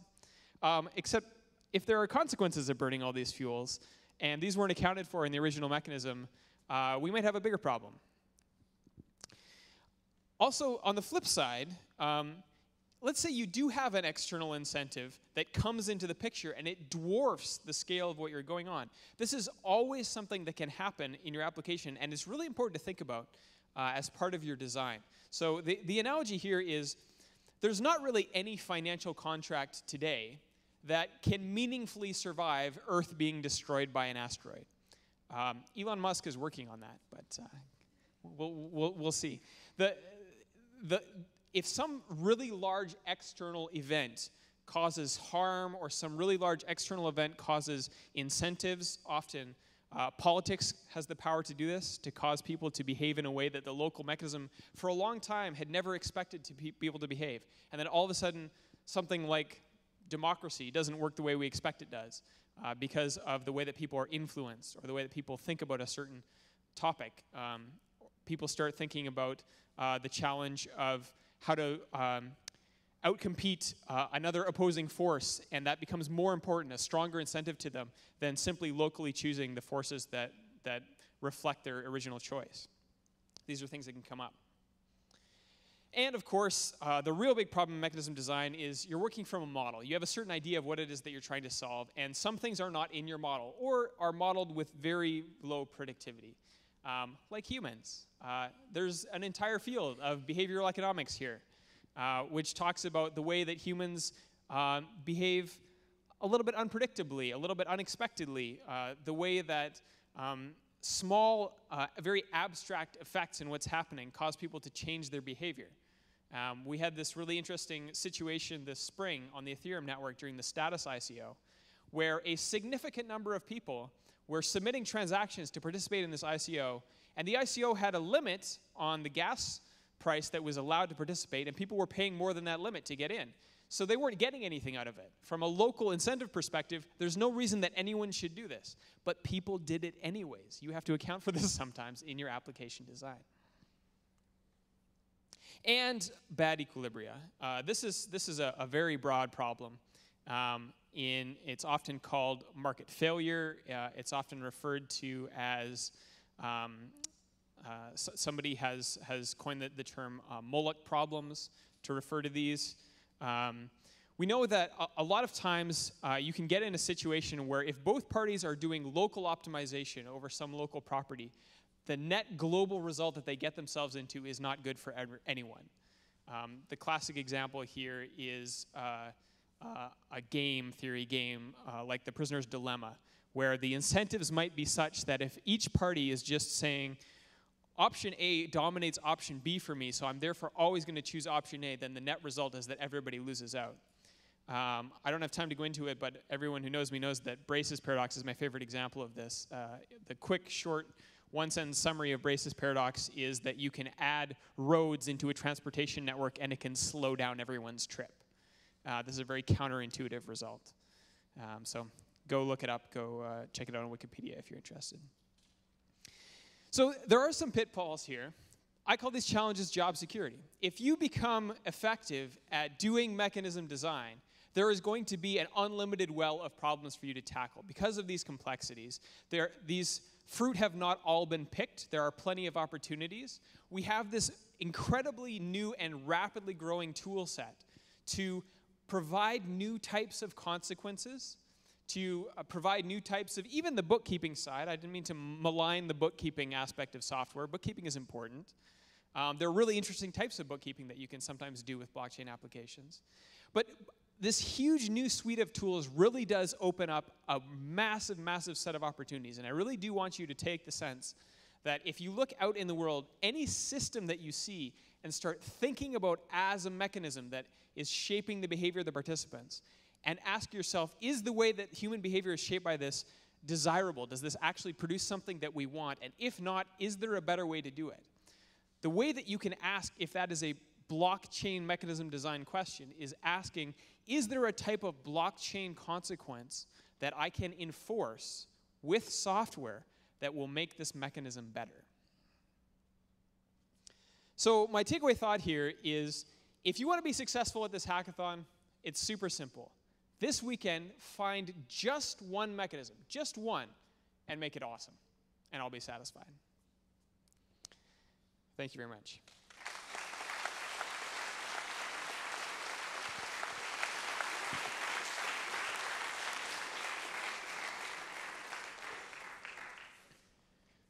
I think we're now going to go into some Q&A here. So if you've been using that Twitter hashtag, Vitalik's going to join us back up on stage here. That's for you guys. Awesome. Awesome. So, okay, to start, for Vitalik, if you were a hacker that was less well-versed in crypto economics but wants to learn and build things, what would you hack on at ETHWaterloo? I would say start off by hacking something in some other area that you know more things about, and try to think about some area that you could improve an existing application by adding a blockchain component, an Ethereum component to it. Jeff, together we are hundreds of talented developers that are passionate enough to fly from around the world, and we very much believe in Ethereum. What can we do to help make sure Ethereum is successful? What can we do to help? The place that I think we're at right now in the blockchain ecosystem with Ethereum is we're building out a lot of pieces of infrastructure. I think a lot of people right now with ICO hype, they're really obsessed about finding this one cool idea that's going to be worth billions of dollars. Well, that's cool, but don't be afraid to build some small, simple, useful utility that will need to be used by a lot of other applications. And right now, I think that's the way that you really build this ecosystem. You identify a small, bite-sized mechanism, single chunk that you can bite off and do something, and just make that one thing awesome. Don't worry initially about how you make money. This is a hackathon. Do something because it's cool, because it's fun, because it accomplishes something you want. That's how we're going to build this ecosystem. Next question is for both of you. What opportunities do you see for blockchains in e-commerce? I guess, like, I'll start with the most obvious one, which is cryptocurrencies are useful for payments in many contexts. And practically speaking, the Bitcoin and Ethereum networks do fail much less often than my credit card. Aside from that, and there's applications in like reputations and rankings, and possibly escrow, a few other smaller ones. The number one thing that comes to mind for me when I think about e-commerce is the application of state channels to the e-commerce scenario. There's a lot of digital goods and digital acts that are becoming an important part of e-commerce. And state channels and blockchains are great ways to conditionally pay for or to interactively pay for these types of experiences like streaming of content or like buying a digital good or buying an abstract right to participate in a game or in a network or something like this. So that's where I go with that. This is, again, for either of you guys. What is the most commonly misunderstood part of Ethereum development? What mistakes can you help the hackers here avoid? Since I delivered an entire presentation on privacy, marking a variable private in Solidity does not mean that other people can't see it.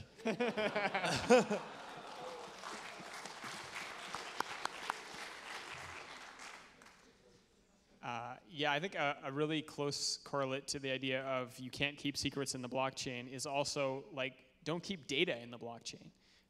There are some weird situations where your data should actually be in the blockchain, but a general rule of thumb that a lot of people should know right at the beginning of developing is if there's a way to take some part of data in your application and make it still part of the equation but not actually in the blockchain, that's definitely the approach you want to take. The point of the blockchain is only for the really critical, security critical stuff that you can't take out of the blockchain any other way. It's not a place to like just store a whole bunch of content. It's not like a database somewhere. And final question, this is again for both of you guys. What are you optimistic about for the future of blockchain technology? Oh, I think it's doomed to fail. No, I think there's a lot of things. One of the things that I'm optimistic about is blockchain technology just being applied to an increasingly wide range of real-world problems that people have. We're at this early stage. We're building a lot of really cool technical tools. We look at things like applying ring signatures and ZK snarks, and there's huge potential. But then we have to go and turn that potential into something that actually impacts people in the real world. And I think that's the really exciting thing for me looking forward. And I think the price of Potcoin is going to go up a lot. No, seriously though, I think we talk a lot about some of the privacy and scalability challenges, but I personally have seen just enough, at least theoretical interest and excitement about building things on top of blockchains that I feel and just knowing the technology of the space, I feel very confident that, first of all, these problems are going to be solved in time and possibly in less time than we think. And number two, when those problems do get solved, there is going to be a rush of very interesting things that will fairly quickly start getting built. So I want you guys to give another round of applause for these fine gentlemen.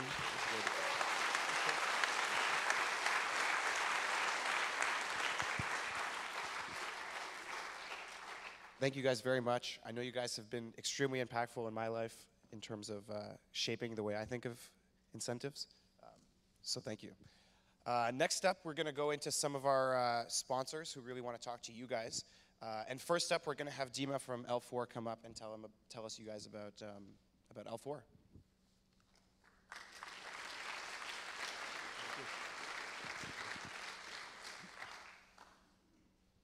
Hey guys, L4, what does it mean?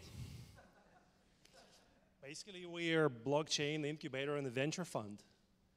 And you will see a bunch of people around Hackathon with t-shirts like mine or in black ones, and we'll tell you much more. I'll give you a few bullet points right now, but hopefully we'll have a chance to talk over the next couple of days.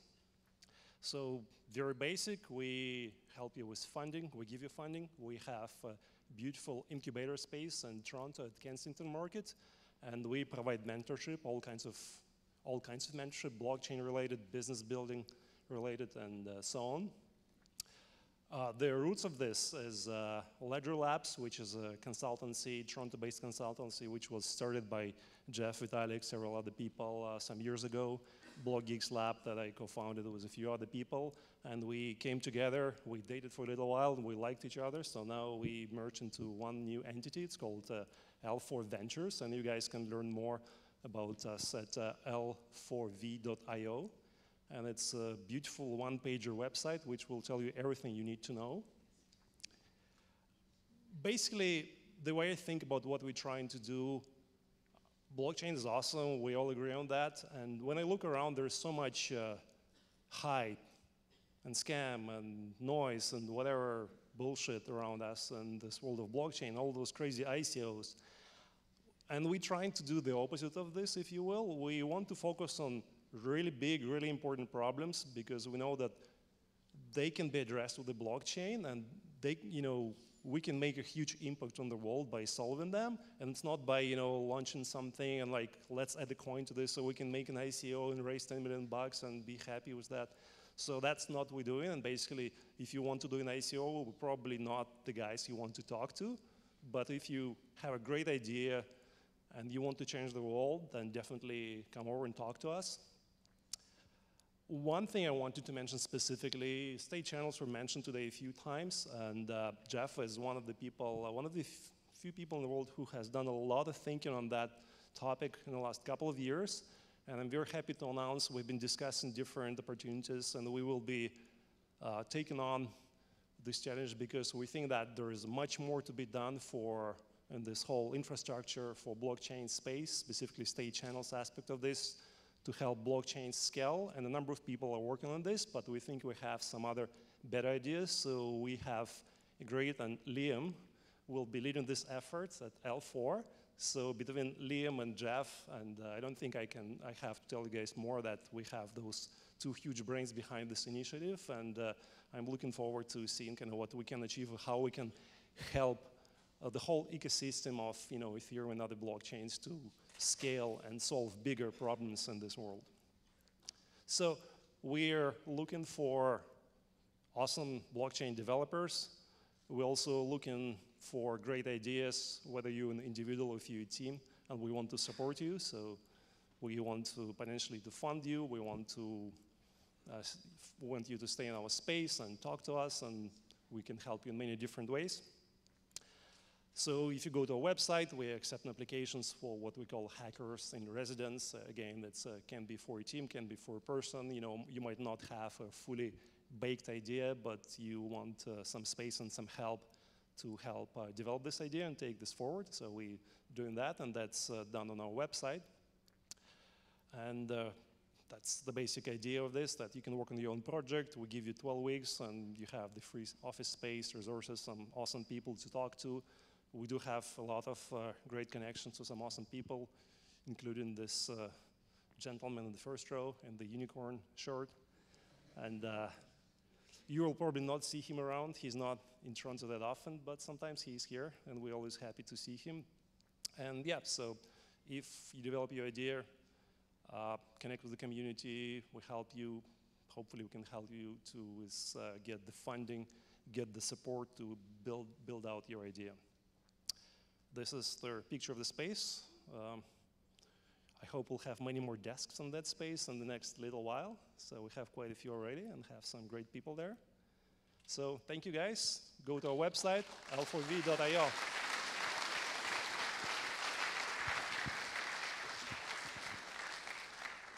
And if you're wondering why he looks so familiar, that's actually Vitalik's dad, in case you didn't know that. So next up, we have Joseph Lubin presenting for Consensus.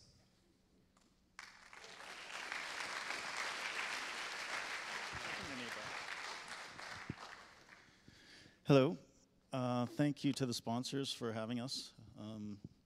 I landed in my hometown at Pearson Airport a few hours ago and shared some jokes, was hugged, warmly greeted by the Border Patrol personnel.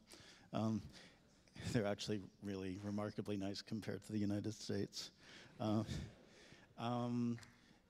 I walked out and was stunned to see a whole bunch of people wearing Ethereum shirts. The platform recently celebrated its second birthday. I think the white paper is about to turn 4, will turn 4 pretty soon. It's astonishing as I walked into this building, the level of excitement around this technology, around building decentralized applications on my favorite blockchain platform. So this institution, Waterloo, U of Waterloo, is an epic institution for technology. Been watching it for a long time. It's created a lot of important things for our society, a lot of great minds. I would argue it's systemically more important for the future than banks, central banks, governments, potentially. Systemically more important for the region, for the Golden Horseshoe, for Canada. And it's been systemically incredibly important for consensus. We've had a bunch of people from this organization, people who were joined us for a few months, people who are foundational to our organization currently, who graduated from this organization, and apparently you don't even need to graduate from this organization to do globally systemically important things.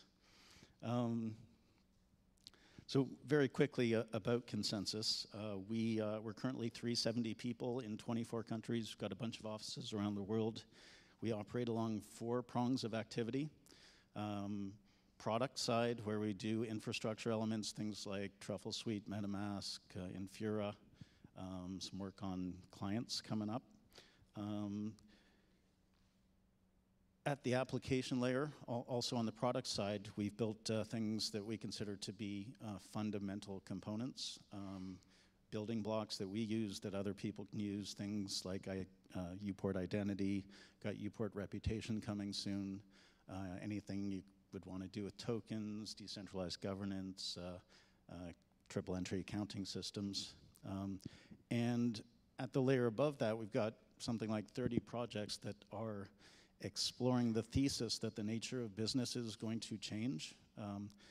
We're moving from a world in which we have been building, in the Web 2.0 world, building essentially businesses that build their IT infrastructures on database systems that constrain those businesses to be siloed. We are building n-sided markets on open platforms in lots of different industries. Token launching probably all of them over time. We've done some already, token launched some already. And the idea here is that we're moving the fundamental IT construct from this siloed system to being able to build shared infrastructure, shared non-redundant infrastructure, shared sources of truth, so that we, in sectors, in industries, across value chains, we can all work together more cooperatively and collaboratively, even if we do have competing agendas. The second prong of activity is consulting. We do enterprise and government consulting around the world. There's a lot of exciting projects I could tell you about, but my current favorite one is just starting to kick off in Mauritius. 28 seconds. Okay. Super quickly, leadership in Mauritius wants to build Ethereum Island. They want to move the foundational elements of their society, of our society, identity, money, reputation, agreements, trust, that are all realized in analog and frictional form and all suffer from clearing and settlement that is non-zero, to natively digital implementations of those things with clearing and settlement potentially frictionless and potentially compressed into the instant of the transaction. And they want to build layers and layers of infrastructure on top of registries of those things and build a society that is more decentralized and able to grow. So super quickly, I'll leave off the other 2 prongs and just indicate that This is the future. You are the future. We're living in exciting times, times that will see tremendous growth. Logos up here will be the next Googles, next IBMs, next Microsofts. You are all in a tremendous position to either build those companies or to build essentially the substrate for economic, social, and political systems that will enable us to all live together and work together much more happily. So looking forward to building the decentralized future together with you.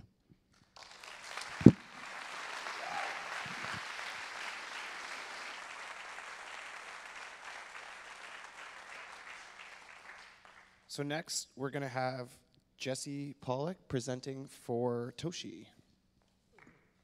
Hey, everybody. Oh, yeah. I'm Jesse. I run an engineering team at Coinbase, but I'm actually not here to talk about Coinbase tonight. How many people in the room know what Coinbase is? Wow. That's awesome. How many people know what Toshi is? Okay, less. We're going to increase that this weekend. So Toshi is Coinbase's latest product. We've been working on it for about 9 months, and it's an open source browser for decentralized Ethereum apps. And we just launched it on mainnet about 2 weeks ago. It's really, really exciting. Let's see. How do I go next on this? Oh, there we go. So the core of it is really 3 things. One is we have encrypted chat using the Signal protocol. 2, built into that chat experience, we have an Ethereum wallet that makes it super easy to send Ethereum to your peers and friends. And then 3, we're building an app marketplace to make it super simple to build an application and then distribute it globally with the click of a button. Best of all, we're making a whole suite of developer tools. So even if you're not comfortable, building directly on Web3 or getting in the nitty-gritty of Solidity, you can still build an app that is globally accessible and can build a global business from day one. And we're hoping that a few of you or a bunch of you this weekend are going to take 24 hours to build one and launch it. We have an API prize this weekend. We're giving away 3 Ethereum, just like the Ethereum Foundation. Also, anyone who wins the API prize, we'd love to have you come interview at Coinbase. Anyone who doesn't win the API prize, we'd love to have you come interview at Coinbase. We're hiring tons of people. We have 4 product lines: Coinbase, Toshi, GDAX, which is our big exchange, and then all of our merchant tools, which we're actually rolling out a new product in the coming months and doing some really exciting stuff there. If you have any questions, I'm around all weekend. I'll be mentoring. I can help out with Toshi apps. I can answer any questions about Coinbase. We also have a hackathon channel in the Toshi Slack, so you can go to slack.toshi.org, join the hackathon channel. We'll have engineers from Coinbase and Toshi there all weekend to help you out. So hope to see you around this weekend. Hope to see some awesome Toshi apps. Thanks a lot, y'all.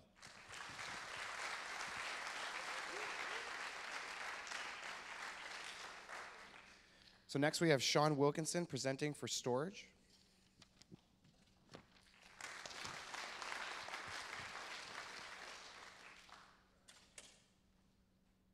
Hello, everyone. How are you guys doing? So I'm Sean Wilkinson. I'm the founder of Storage. Raise your hand if you've heard of us before. Just kind of, okay.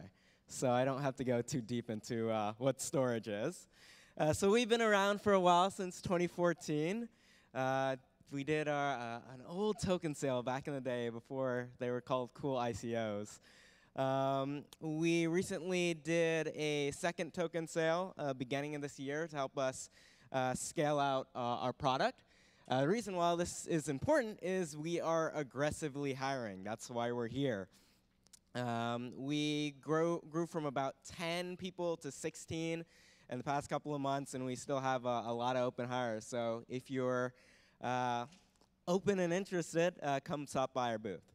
So we're all about cloud storage. As many of you know, we first started in 2014 thinking, hey, we're going to do this decentralized Dropbox thing, but found that, hey, Dropbox is really just built on Amazon S3. Many of the applications that use cloud storage just use these large object stores like Amazon S3, Google Cloud, Microsoft Azure. So we decided to really focus on those areas. And we've really grown and scaled out the platform. Currently, we have about 5 petabytes of data stored. This makes us pretty much the largest decentralized and distributed cloud storage provider out there, but we still have a ways to grow. If Amazon S3 dropped 5 petabytes of storage, it wouldn't even bend down to pick it up. It just keep on walking. So we have about 50,000 nodes globally, 45,000 API users, growing every day. We're really focusing on building many more easy-to-use tools so people can gain access to the platform. Our whole goal at Storage Labs is to say, hey, there's this really cool decentralized platform that you can store data more securely, faster, cheaper, but you shouldn't have to deal with all the complexities of it, so we build out those tools to make it easy. So we have many integrations like FileZilla, that's an FTP tool that's been around for quite a while, and many more exciting integrations that just make these really cool and interesting technologies easy to use. A little bit about what we're working on currently. So we're currently re-architecting the entire system for scalability. It's one thing to make these blockchain systems work. It's another thing to make them scale, as we know with Bitcoin and Ethereum. So we're doing a lot of hard work on that, and we're looking to find a lot of cool people to help us do just that. A little bit about our stats, growing like crazy. We're really excited to have many more people try out our tools and APIs so that this network will continue to grow and start to take over the more traditional cloud storage world and really bring them the values and the benefits that these decentralized and distributed technologies can bring. So thank you.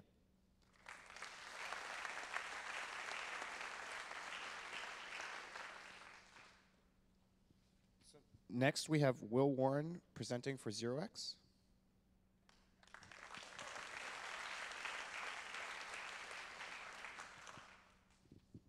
How's it going? Thanks. My name's Will. I'm really excited to be here today with my colleagues from 0x. I want to say a quick thank you to the organizers of this fantastic event.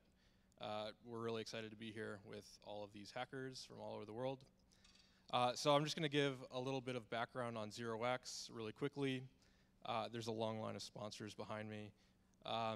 So we envision in the next year or two that the world is going to continue to become more and more tokenized. So just in the last year, we've seen orders of magnitude increases in the number of Ethereum tokens and the value associated with these tokens. And over the next few years, we expect that basically anything that can be assigned a value will become tokenized on the Ethereum blockchain. So this includes like traditional assets like stocks, bonds, equities, things like scarce digital goods like video game items, loyalty points, airline miles, as far as also like abstract ideas like attention. So in order to sort of let the world become more tokenized, there needs to be an easy way to exchange these tokens. The current ecosystem of exchanges on the Ethereum blockchain, there's a variety of different exchanges that exist today. There's already many different decentralized applications that require exchange functionality to operate. So for example, we have prediction markets like Augur and Gnosis, which are here. Things like decentralized fund management platforms like Melonport. Also things like stable coins. I believe Maker is here as well. So all of these different applications have been creating their own custom and proprietary smart contracts for exchange. We built 0x because we believe that smart contracts should act as simple building blocks that can be kind of assembled and reconfigured very easily. So 0x protocol, it's live on the mainnet today. You can use it. You can go trade any ERC20 token for any other token. Anyone in the world can build a decentralized exchange on top of 0x and charge transaction fees. There are 2 that are live on mainnet today. You can go check out Radar Relay. It looks quite good. Anyone can build a decentralized application that plugs into 0x protocol to kind of inherit that exchange functionality. So that's the background on 0x. We have some great developer tools. We're hoping to see some awesome hackathon projects that use our JavaScript library to create exchange exchange applications and products, and we're really looking forward to seeing what gets built. Up for grabs is $50,000, or excuse me, 50,000 ZRX tokens. Yes. So yeah, we're really looking forward to see what you come up with. If you'd like to learn more, check out our new website. We launched it just a few hours ago. It does a really great job explaining what we're trying to do. So thank you very much.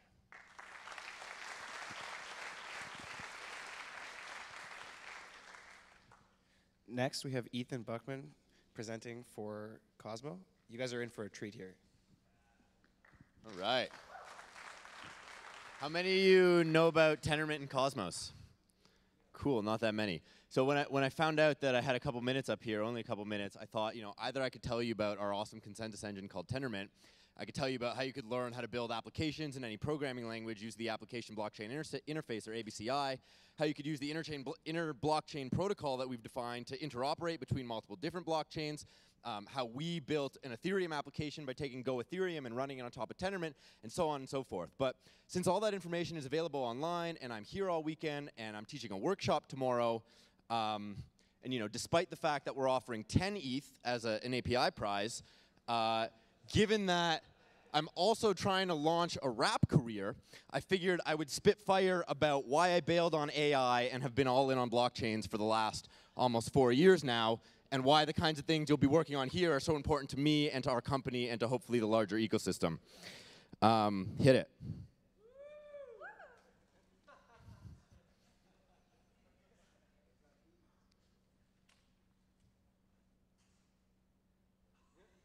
There should be audio, I swear. No. We'll not do it justice. I'll just have to tell you about all the things I skipped if we can't get the audio.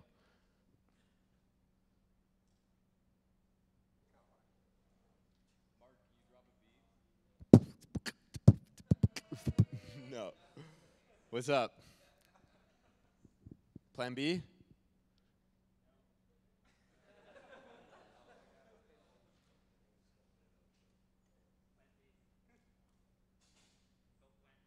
Plan B. Oh, that's too bad. Okay, great. Plan B. So I'm not going to show you my slides because they're the lyrics. So yeah, all right. Plan B.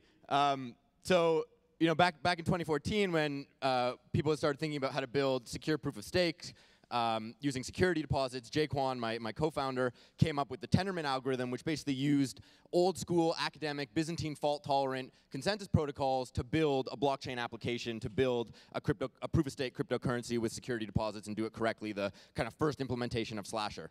And so over time, we've done a lot with that. At one point, we went and re-implemented the EVM from scratch on top of Tendermint. That's now Hyperledger Burrow. I used to work for Eris, which is now Monax, that was behind that whole initiative.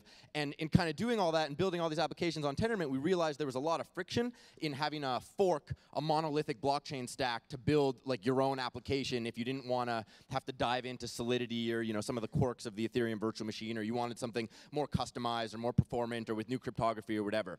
So what we ended up doing was figuring out that in much the same way in the web development world, where you have web servers and web applications and they run in different processes on your machine and they communicate over a socket, that we could actually do the same thing. That we could have this underlying state machine replication engine, i.e. a consensus protocol, we'll call it Tendermint, and we could run it in one process, and in another process we could run the actual state machine. And what that would enable us to do is to be able to write the state machine in any programming language you want. And so as of today now, we have state machine server implementations in Go, in JavaScript, in Java, in C, in C++, in Haskell, in Python, in Erlang, and so on. And so you can use those today to build state machines in those languages or more if you write your own ABCI server that will run on Tendermint, which means Tendermint takes care of the distributed replication and the consensus piece, and all you have to do is write your state machine. And there's a message protocol that you can look up that will tell you exactly how you have to implement that state machine and what messages you have to satisfy so that Tendermint can understand how to replicate it. And it's not just like a simple state. You can also have feedback on the validator set so you can build your own proof-of-stake cryptocurrency. And so ultimately, that's what we're doing. Now that we've built these underlying primitives, Tendermint and the ABCI, we're building a large-scale public proof-of-stake, multi-asset proof-of-stake crypto system called Cosmos that is itself an application built on top of Tendermint. It'll be built in Go using this SDK we're developing, also in Go. That's not quite ready yet, but you could check it out if you want.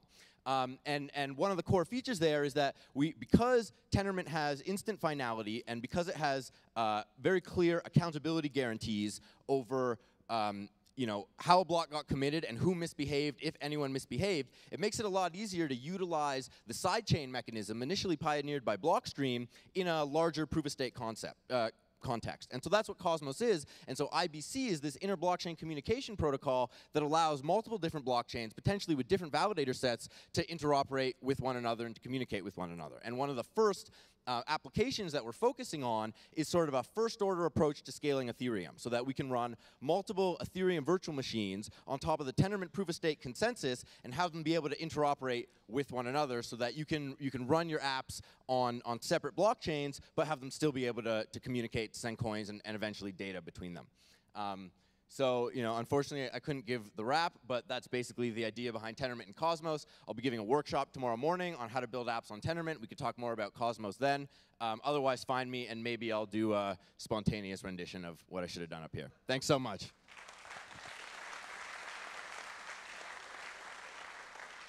I want to personally apologize for the fact that you guys couldn't see that. If you want, there's a video on YouTube of it, I believe, and maybe he'll give a surprise rendition. But next up, we have Nicholas Kunkel presenting for Maker.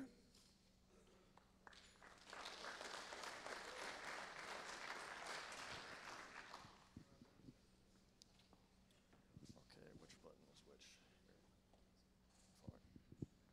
Okay. So I'm Nick, and I'm a developer at MakerDAO. And kind of just show of hands here, who's familiar with Maker and what we're doing? Wow, okay, that's good. Also a couple of you who don't, but we're going to change that. So what we're doing at Maker is we're trying to create a decentralized stablecoin. And why are we doing this? Why is this useful?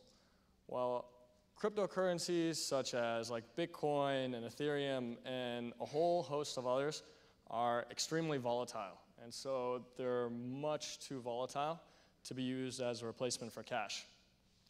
And really, for this ecosystem to grow, for us to build all these services and products on the blockchain, we really need to have like a stable medium of exchange. And that's really where stablecoins come in. And so what are the properties of our stablecoin? Well, one, okay, yeah, it's stable, duh. But it's also secure, it's decentralized, and it's backed by collateral. So these stablecoins are not just popping out of thin air. Like, each of these stablecoins has value that's backing them, and they're actually backed in excess. They're over-collateralized. And there's no central issuing authority, so once again, there's no just poof, here's tokens, as much as recent events seem to dictate that tokens are actually worth something. And, and on top of that, it's a protocol coin. And what I mean by that is that, for the first time in history, we kind of have this concept of like programmable money. And really what this allows us is to integrate money in ways that wasn't really possible before.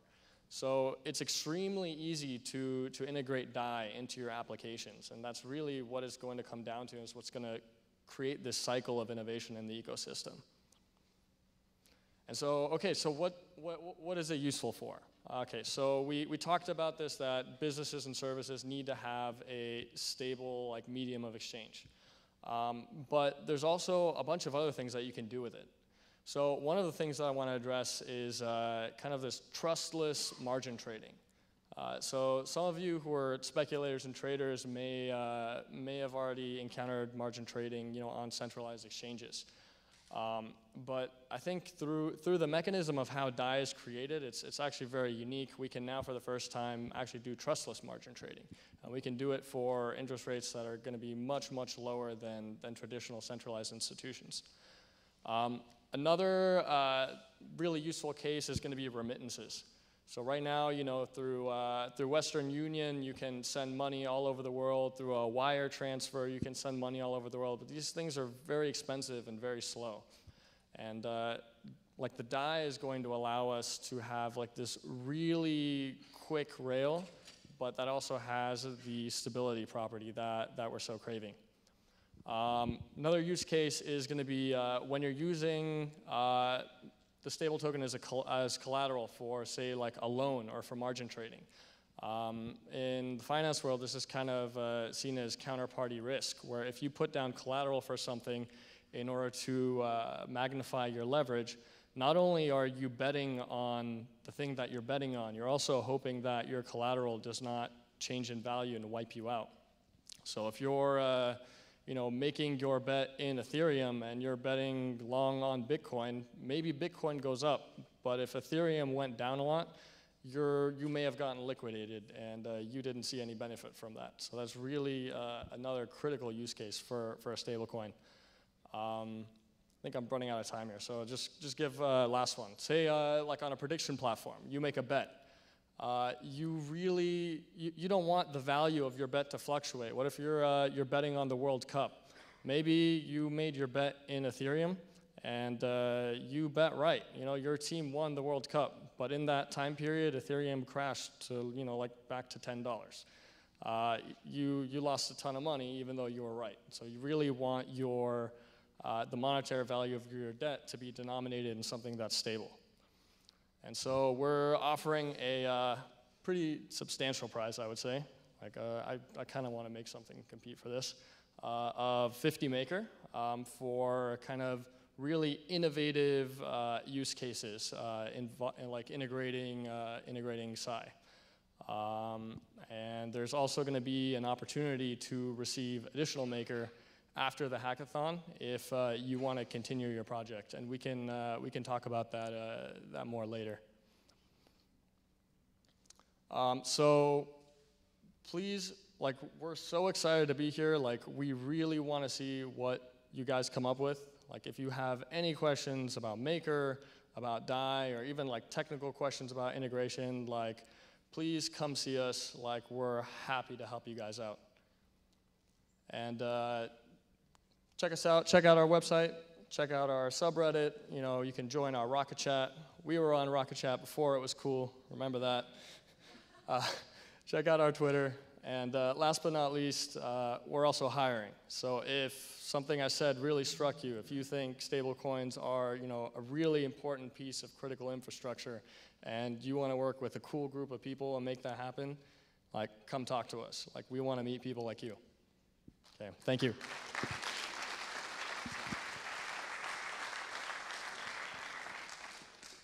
Next, we have Robert Habermeyer presenting for Parity.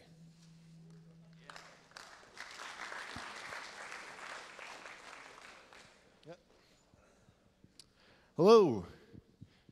So I'm representing a company called Parity Technologies. So we're about between 30 and 40 people, I'd say, based primarily in Berlin and London. You may know us for having written the Parity Ethereum client. So that's a fully featured Ethereum client, fills the same niche as Geth to sync, mine on, and secure the Ethereum network. It also has a light client implementation. So while you're playing with Ethereum testnets, please check it out. But we've also written quite a few other things, including a Bitcoin client, some stuff for secret document storage with access control on the blockchain, and also developer tools. So we're operating at several levels of the stack, such as tools for identity management on the blockchain, stuff that Vitalik spoke about before. We're working in the Rust language, which provides the nice guarantee that at compile time, your programs are provably secure for some definition of secure. We're also working a lot in JavaScript, so one of the things we've done in JavaScript is built a pretty comprehensive suite of developer tools that should help you roll out decentralized applications. Tomek will be giving a talk, my colleague here, Tomasz, will be giving a talk tomorrow about those dev tools.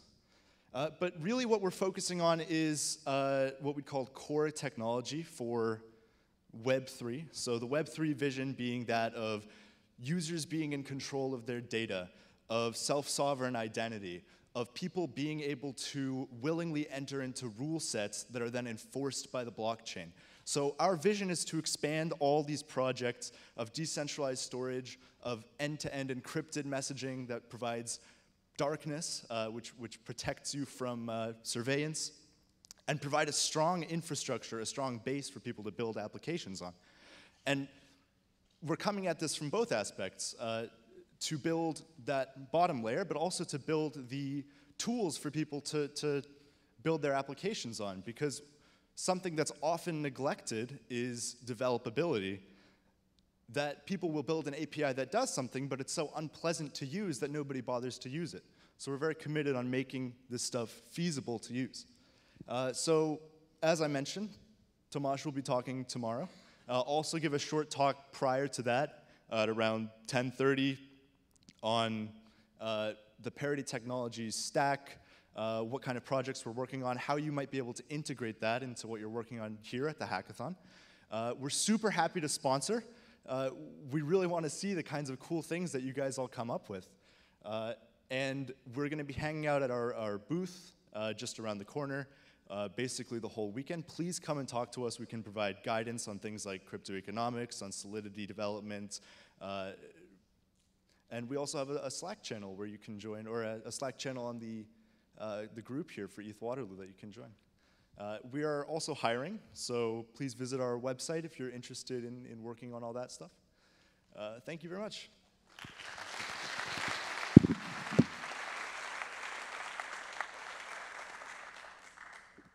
And last but not least, we have Milo Pavletic presenting for Stack.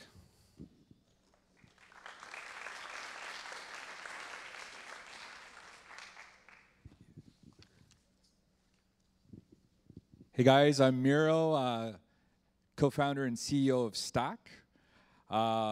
We're looking to provide access to users for their money anywhere, anytime, including cryptocurrency. We've created a digital banking platform that essentially replaces your traditional bank account, eliminates all the fees and charges, but also allows you to access your cryptocurrency in real time at point of sale. Show of hands, how many people are holding on to some Ethereum right now? I'm not going to look. Vitalik, I respect their privacy. I was listening to you. Really what the big issue right now that we see is the wallets that currently contain your crypto are kind of crappy because essentially you can't transact with them. Currently, the transactions that you're trying to do at point of sale can only access your Canadian dollar account. If you're looking at your cryptocurrency account, your Ethereum account, you've seen maybe over the last day or so it's gone up 10%. Wouldn't you want to take out your friends for dinner with a little portion of that earning? You can't do it right now. It's a little bit cumbersome. And currently, when you look at the blockchain, transactions don't settle in real time. So if you tap and pay at point of sale, that transaction is going to fail. So the lack of ability to buy and spend online and in store is a big issue that we're trying to resolve. And that's why we created the SDK token. So the SDK token acts as a protocol that works on the blockchain that allows us to access a real-time payment channel. And we're using state channels as our partners over here were speaking of. We access the state channels between the user and the fiat currency liquidity pool that we have to allow transactions to settle in real time. So essentially, a customer can go up, you can activate your wallet, you can switch to your Ethereum wallet, you can tap and pay. Our SDK token accesses that cryptocurrency, opens up a real-time state channel that allows that transaction to settle. And as soon as it settles, it gets posted up to the blockchain, settles in real time at point of sale, and allows the transaction to happen. So what does that look like? It could look something like this. Hey, I'm Amanda. I'm head of brand at Stack. And today we're going to show you how we've connected our mobile wallet app to the blockchain so that you can use cryptocurrency to pay for things at any point of sale system anywhere in the world. Hi, I'm Yervant. I'm CTO at Stack. Come with us. We'll show you just how easy it is.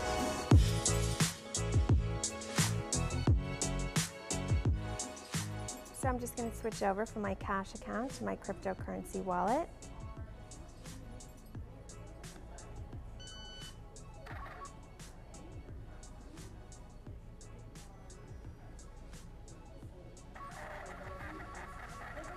Easy as that. The biggest problem with cryptocurrencies right now is that you can't use them to make everyday purchases. We created the SDK token to allow you to do just that. So whether you're grabbing dinner with friends or just a little retail therapy, now you can use cryptocurrency to pay for things using just your phone.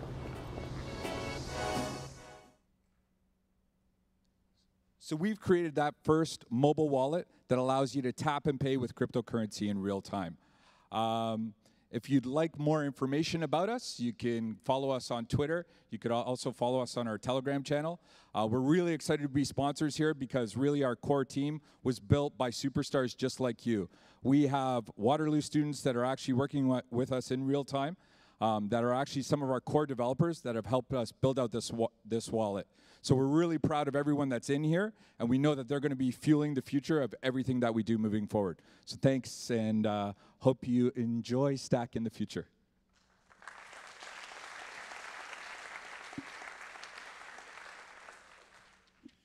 Okay. So next, I want to take a moment and thank some of the people that actually made this happen. First and foremost, we're going to thank some of our partners. The first and foremost one being Techion. The guys from Techion are the people who run Hack the North. They have a lot of the infrastructure that we use to actually make this event happen, in case you haven't noticed that. And so I want you guys to give a really big round of applause for them, for really what they've done.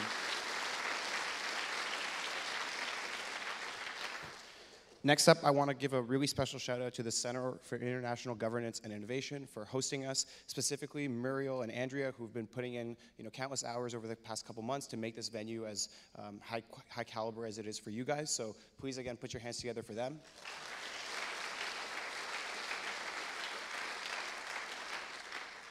And finally, a special thanks to Untraceable and Tracy, actually, who just walked in the door. And she's the one who's running all the logistics for this event and really making sure everything happens the way it's supposed to. So put your hands together for her as well.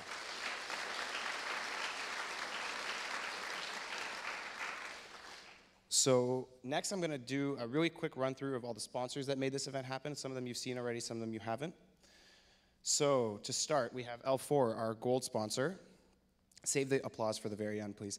Silver sponsors, we have Consensus, Toshi, Storage, and 0x. We also have Cosmos, Maker, Parity, and Shopify as our silver sponsors. Our bronze sponsors, Communitech, Zeppelin Solutions, Kik, BitAccess, Scan8, Polymath, AdBank, EtherParty, and Stack. And finally, our startup sponsors, Brave, Real Ventures, Citizen Hacks, Oaken Innovations, Theo Fellowship, Oraclize, Gowling WLG, Basic Attention Tokens, Polychain Capital, MeView, Bloom, Multicoin Capital, Blockchain TV, and finally, DigitalOcean. So put your hands together for them, please.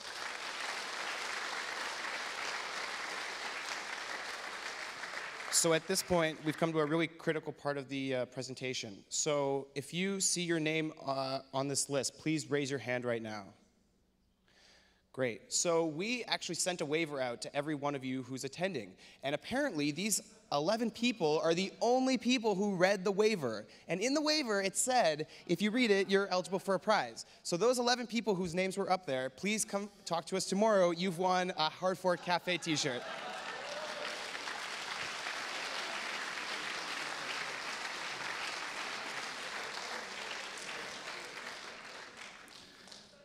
So we've also put in a ton of work into the workshops and the content that the judges and sponsors are going to be delivering this weekend, and we want to make sure you don't miss any of it. So, by the way, if I'm talking too fast, all the content that's going to come after this is going to be in the little pamphlets you guys got, these bad boys. So make sure you read those if you want more details. So basically, tonight we're going to have 3 workshops happening. We're going to have a team formation workshop happening immediately right where I'm standing, right after this opening ceremonies is finished. Then we're going to have intro to Solidity. Then we're going to have connecting blockchain applications with real data with the Oraclize team happening immediately after that. And then following that, we'll have the intro to Solidity remix with Hudson Jameson from the Ethereum Foundation. 3 great workshops I wouldn't miss if I were you. If you want to help form your team and figure out what stack you're going to build on, that team formation workshop is really where you're going to do it, and all the mentors are going to be here, so please stick around for that. Next, tomorrow we're going to have a series of workshops both in the morning from 9 a.m. to 12 a.m., and then we're also going to have workshops from 4 to 11 p.m., and they're going to be happening in the Shopify headquarters, which is located right next door to us. You probably saw it on your way in. In the very beginning, in the morning, we're going to have creating dApps with Uport. At 9 a.m., we're going to have bootstrapping Ethereum development. We're going to have blockchain applications in any programming language with Ethan Buckman. Then we're going to have 2 parity workshops, introduction to parity, and then some parity dev tools. Then we're going to take a break. Later, we're going to have using 0x.js and the 0x API. Then we're going to have the past, present, and future of distributed state, again with Ethan Buckman. Then, this is a really special one, we're going to have prediction markets with Augur and Gnosis. So we actually have Martin Kopelman and Joey Krug both judging. So they're going to, for the first time ever, do sort of a round table panel discussion on prediction markets. So that one should be really exciting. Then we're going to have Richard Moore presenting ENS for user applications. Then we're going to have Joseph Poon presenting scaling Ethereum with Plasma. Again, another one I wouldn't want to miss. And finally, we're going to have a 2-hour Solidity code security workshop where they're going to be going through a lot of the different holes that you might be having if you're actually writing Solidity contracts as part of your hacks. So if you are, I'd highly recommend attending this one. You'll learn a lot. So that's tomorrow. Now let's talk about the rules. So the first rule number 1 of ETHWaterloo is no talking about the price of Ether. Repeat after me. No talking about the price. Really, guys? Louder, louder. No talking about the price of Ether. Thank you. Please don't do it. And a corollary for that is no pitching your shitty ICO, no shilling tokens, none of that, except for these tokens. I have my Mark tokens. We're doing a pre-sale right now. You can pay only Ether Classic. Please find me, but regardless. But seriously, if you're shilling ICOs, we're going to kick you out. Please don't do it.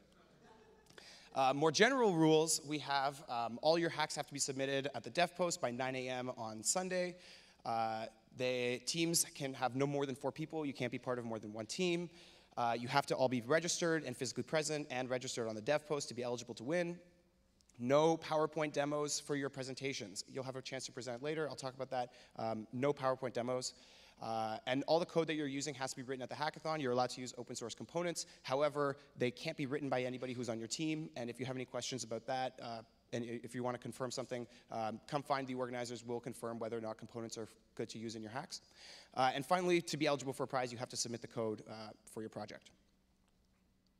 So now I want to go through some of the judges and VIPs who we have at this event. We've put together a ton of really smart people from the community. We somehow managed to centralize the decentralized internet. So I'm actually going to go through the entire list of all of these people to make sure you don't miss anyone, because there's just so many of them, and I suspect you probably won't know. So we have Vitalik Buterin, Jeff Coleman, Joey Krug, Linda Shee, Martin Kopelman, Rain Revere, Joseph Lubin, Josh Stark, Jesse Pollack, Brian Bondi, Ethan Buckman, Dimitri Buterin, Panache Mahachi, William Muhair, Stephen Twall, Manuel Arauz, Ryan Zur, Sean Wilkinson, Russell Verbeeten, Jason Teutsch. Those are our judges. And then we also have some Ethereum developer VIPs who are also here. Vlad Zamfir, Carl Florish, who are working on the Casper protocol, Ted Livingston from Kik, Alex Leverington, Robert Bent, Joseph Poon, Hudson Jameson, Richard Moore. So please give a really warm round of applause for them, make them feel welcome, for somehow managing to have them all here.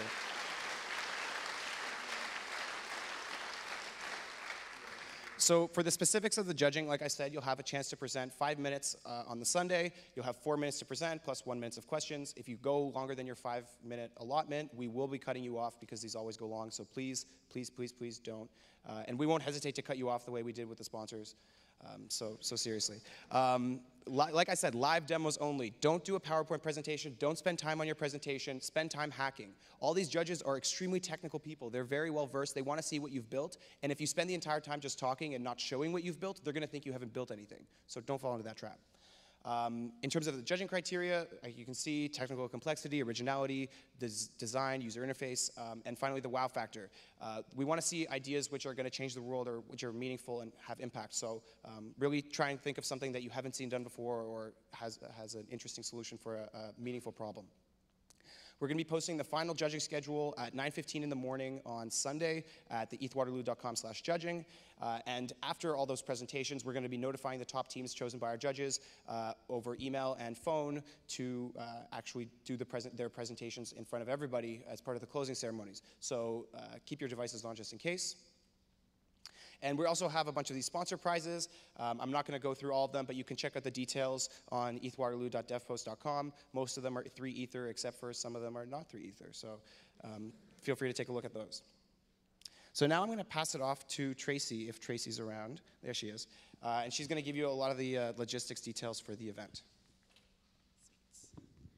Hey, everybody.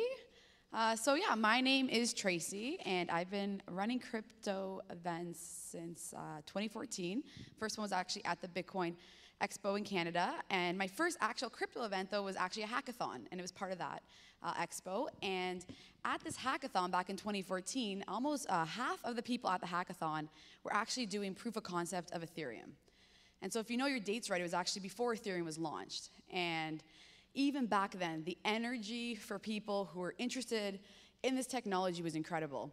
And the people who were part of it were just volunteers and hackers in a house, smelly, gross. I got there, they didn't even have toilet paper at one point. I don't know what they did, but the things that came out of it were incredible. And so, for example, I ran it with two of my friends, two volunteers. One of them, Russell, who now works for Consensus and now is a judge and a sponsor today. I also did a friend with mine, Trevor, who's now the CEO of Polymath, who I also work with today too. Some of the technologies that came out there, so we had Dark Market was the first place, which is now is Open Bazaar. We also had Crypto Schwartz, so they were second place. We had Vlad, he's part of the Ethereum Foundation as a researcher. He was a hacker back then. We also have Ethan, who's here right now. He's a judge and speaker. He was a hacker back then. So this gets me really, really excited because not only to see what's really gonna come out this weekend, but really what's gonna happen with everybody here, you know, maybe 6 months or a year from now. And so because of that, very, very excited. And the response for this event was extremely overwhelming. So let's get right to it. Let's talk a bit about the logistics. Let's talk about how we're gonna all make this work. So let's get through it. So first I'm gonna start by saying, everybody here at this event is a volunteer, right? For me, everybody here, this whole space. And the facility itself actually was donated. So if you see staff from CG, please thank them because they donated the place completely for free for us. And if you know this is a space, this isn't a hackathon type of space. We had to bring in electricity, we had to bring in tables, we had to bring in chairs, we had to bring in everything. So we're gonna be all cooperative, we're gonna work together to try and make this a great hackathon for all of us. So here's the facility. There are places in the facility that you cannot go. There's signs. It is owned by somebody else, half of the building. So if you have security, if a volunteer, if you see signage not to go somewhere, please just follow the rules, you know, be cooperative. We really just want to thank them for the space. That being said, please go and explore the places we do have. We have a lot of really, really cool stuff here. We have a lot of surprises all weekend long that volunteers have planned. Treats, snacks, massages, just things are gonna come up, so it's gonna be really cool. It will. We actually, yeah, so Communitech actually is bringing a masseuse in. That was a surprise, I guess. That kind of ruined it. Okay, so go check out the spots. Okay, we also have some other locations around the place too. So Shopify tomorrow, Saturday, right next door. They're also a huge sponsor of us because they've given all the space for free. So we have workshops all day there tomorrow. So if you're gonna go to a workshop, we're pretty on a time constraint because it goes workshop, workshop, workshop, massive event with crazy VIPs and mayors coming, workshop, workshop, workshop. So if you're gonna go to a workshop, try and be there, try and be cooperative, and try and get out for the next workshop. Schedules online, schedules in your program. 3-day event, okay? Submissions are 9 o'clock on Sunday, but the best way to stay on top of what's gonna happen on this weekend is Slack. So I'm gonna reiterate that. If you are not part of Slack, you are not gonna know what's gonna happen this weekend, straight up. So make sure that you join the Slack team. This is our #1 way that we're gonna communicate. This is how you're gonna know when there are cool things going on, treats and things like that, and surprises. So if you haven't yet, please, please, please, please join the Slack team, okay? Some other really cool things, other important things to talk about for the facility itself is because we brought in our own electricity, if you guys see, we powered up all the tables. If you don't have to charge your laptop, please don't charge it all the time. We don't want to blow a circuit. We want to make sure this is great for everybody, so please don't just plug in your laptop just for the sake of plugging it in. Plug it in when you need it.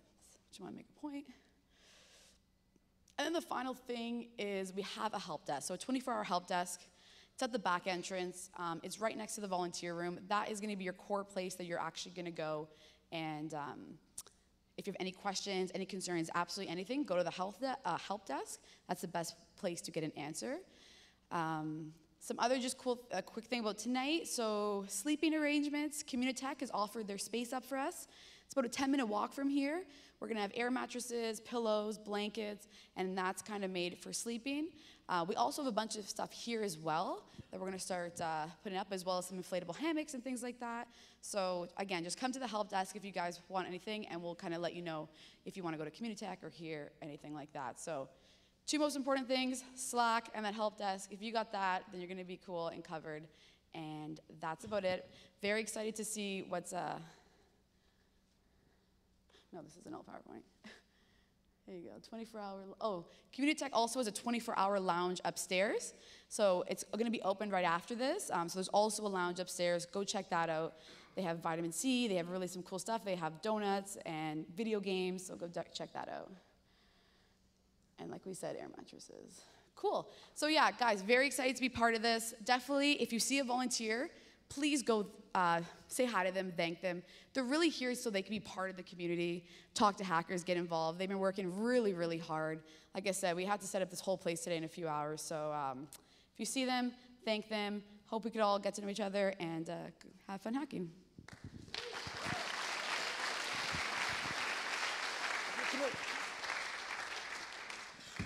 Tracy. Sorry. Thanks. So now the most important part is getting on the Wi-Fi. As you've probably noticed, the SSID is ETHWaterloo, password, same thing. And like Tracy said, if you don't need to be on the Wi-Fi, try to limit your usage. We should be okay for the event. But if everybody's running a Geth node, it's not going to work. So specifically, even though you think you quit Geth, go into your activity manager and close it. We will find your IP address if we think you are using, obscene amounts of bandwidth. And we will actually block you from the network. So please don't do that. And don't do any of these other things, specifically high-frequency crypto trading. Don't do that. None of that here. So please try and keep the network up.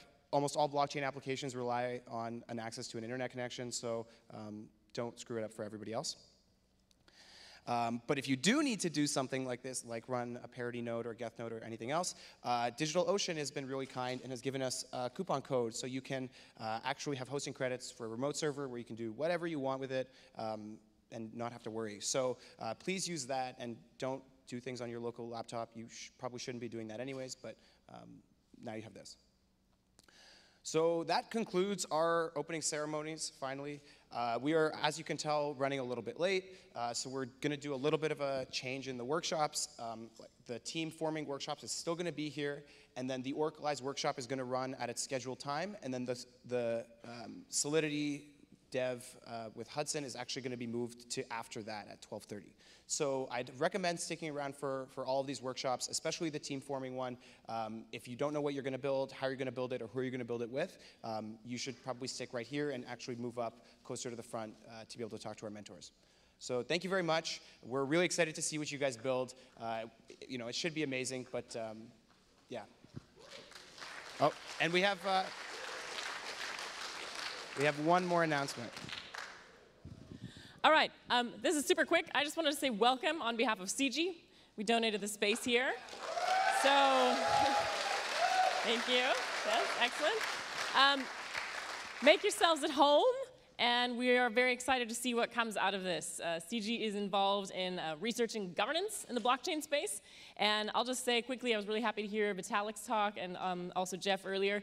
If you don't design your governance properly from the inside, other people are going to put it on you from the outside. So keep that in mind as you're building what you're building, because it all works together from both inside and outside. We're really excited to have you here. Have fun. Thanks.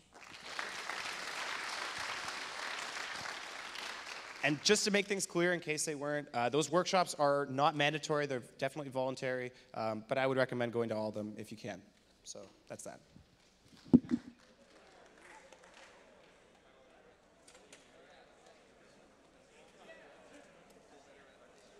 Oh, yes, I am.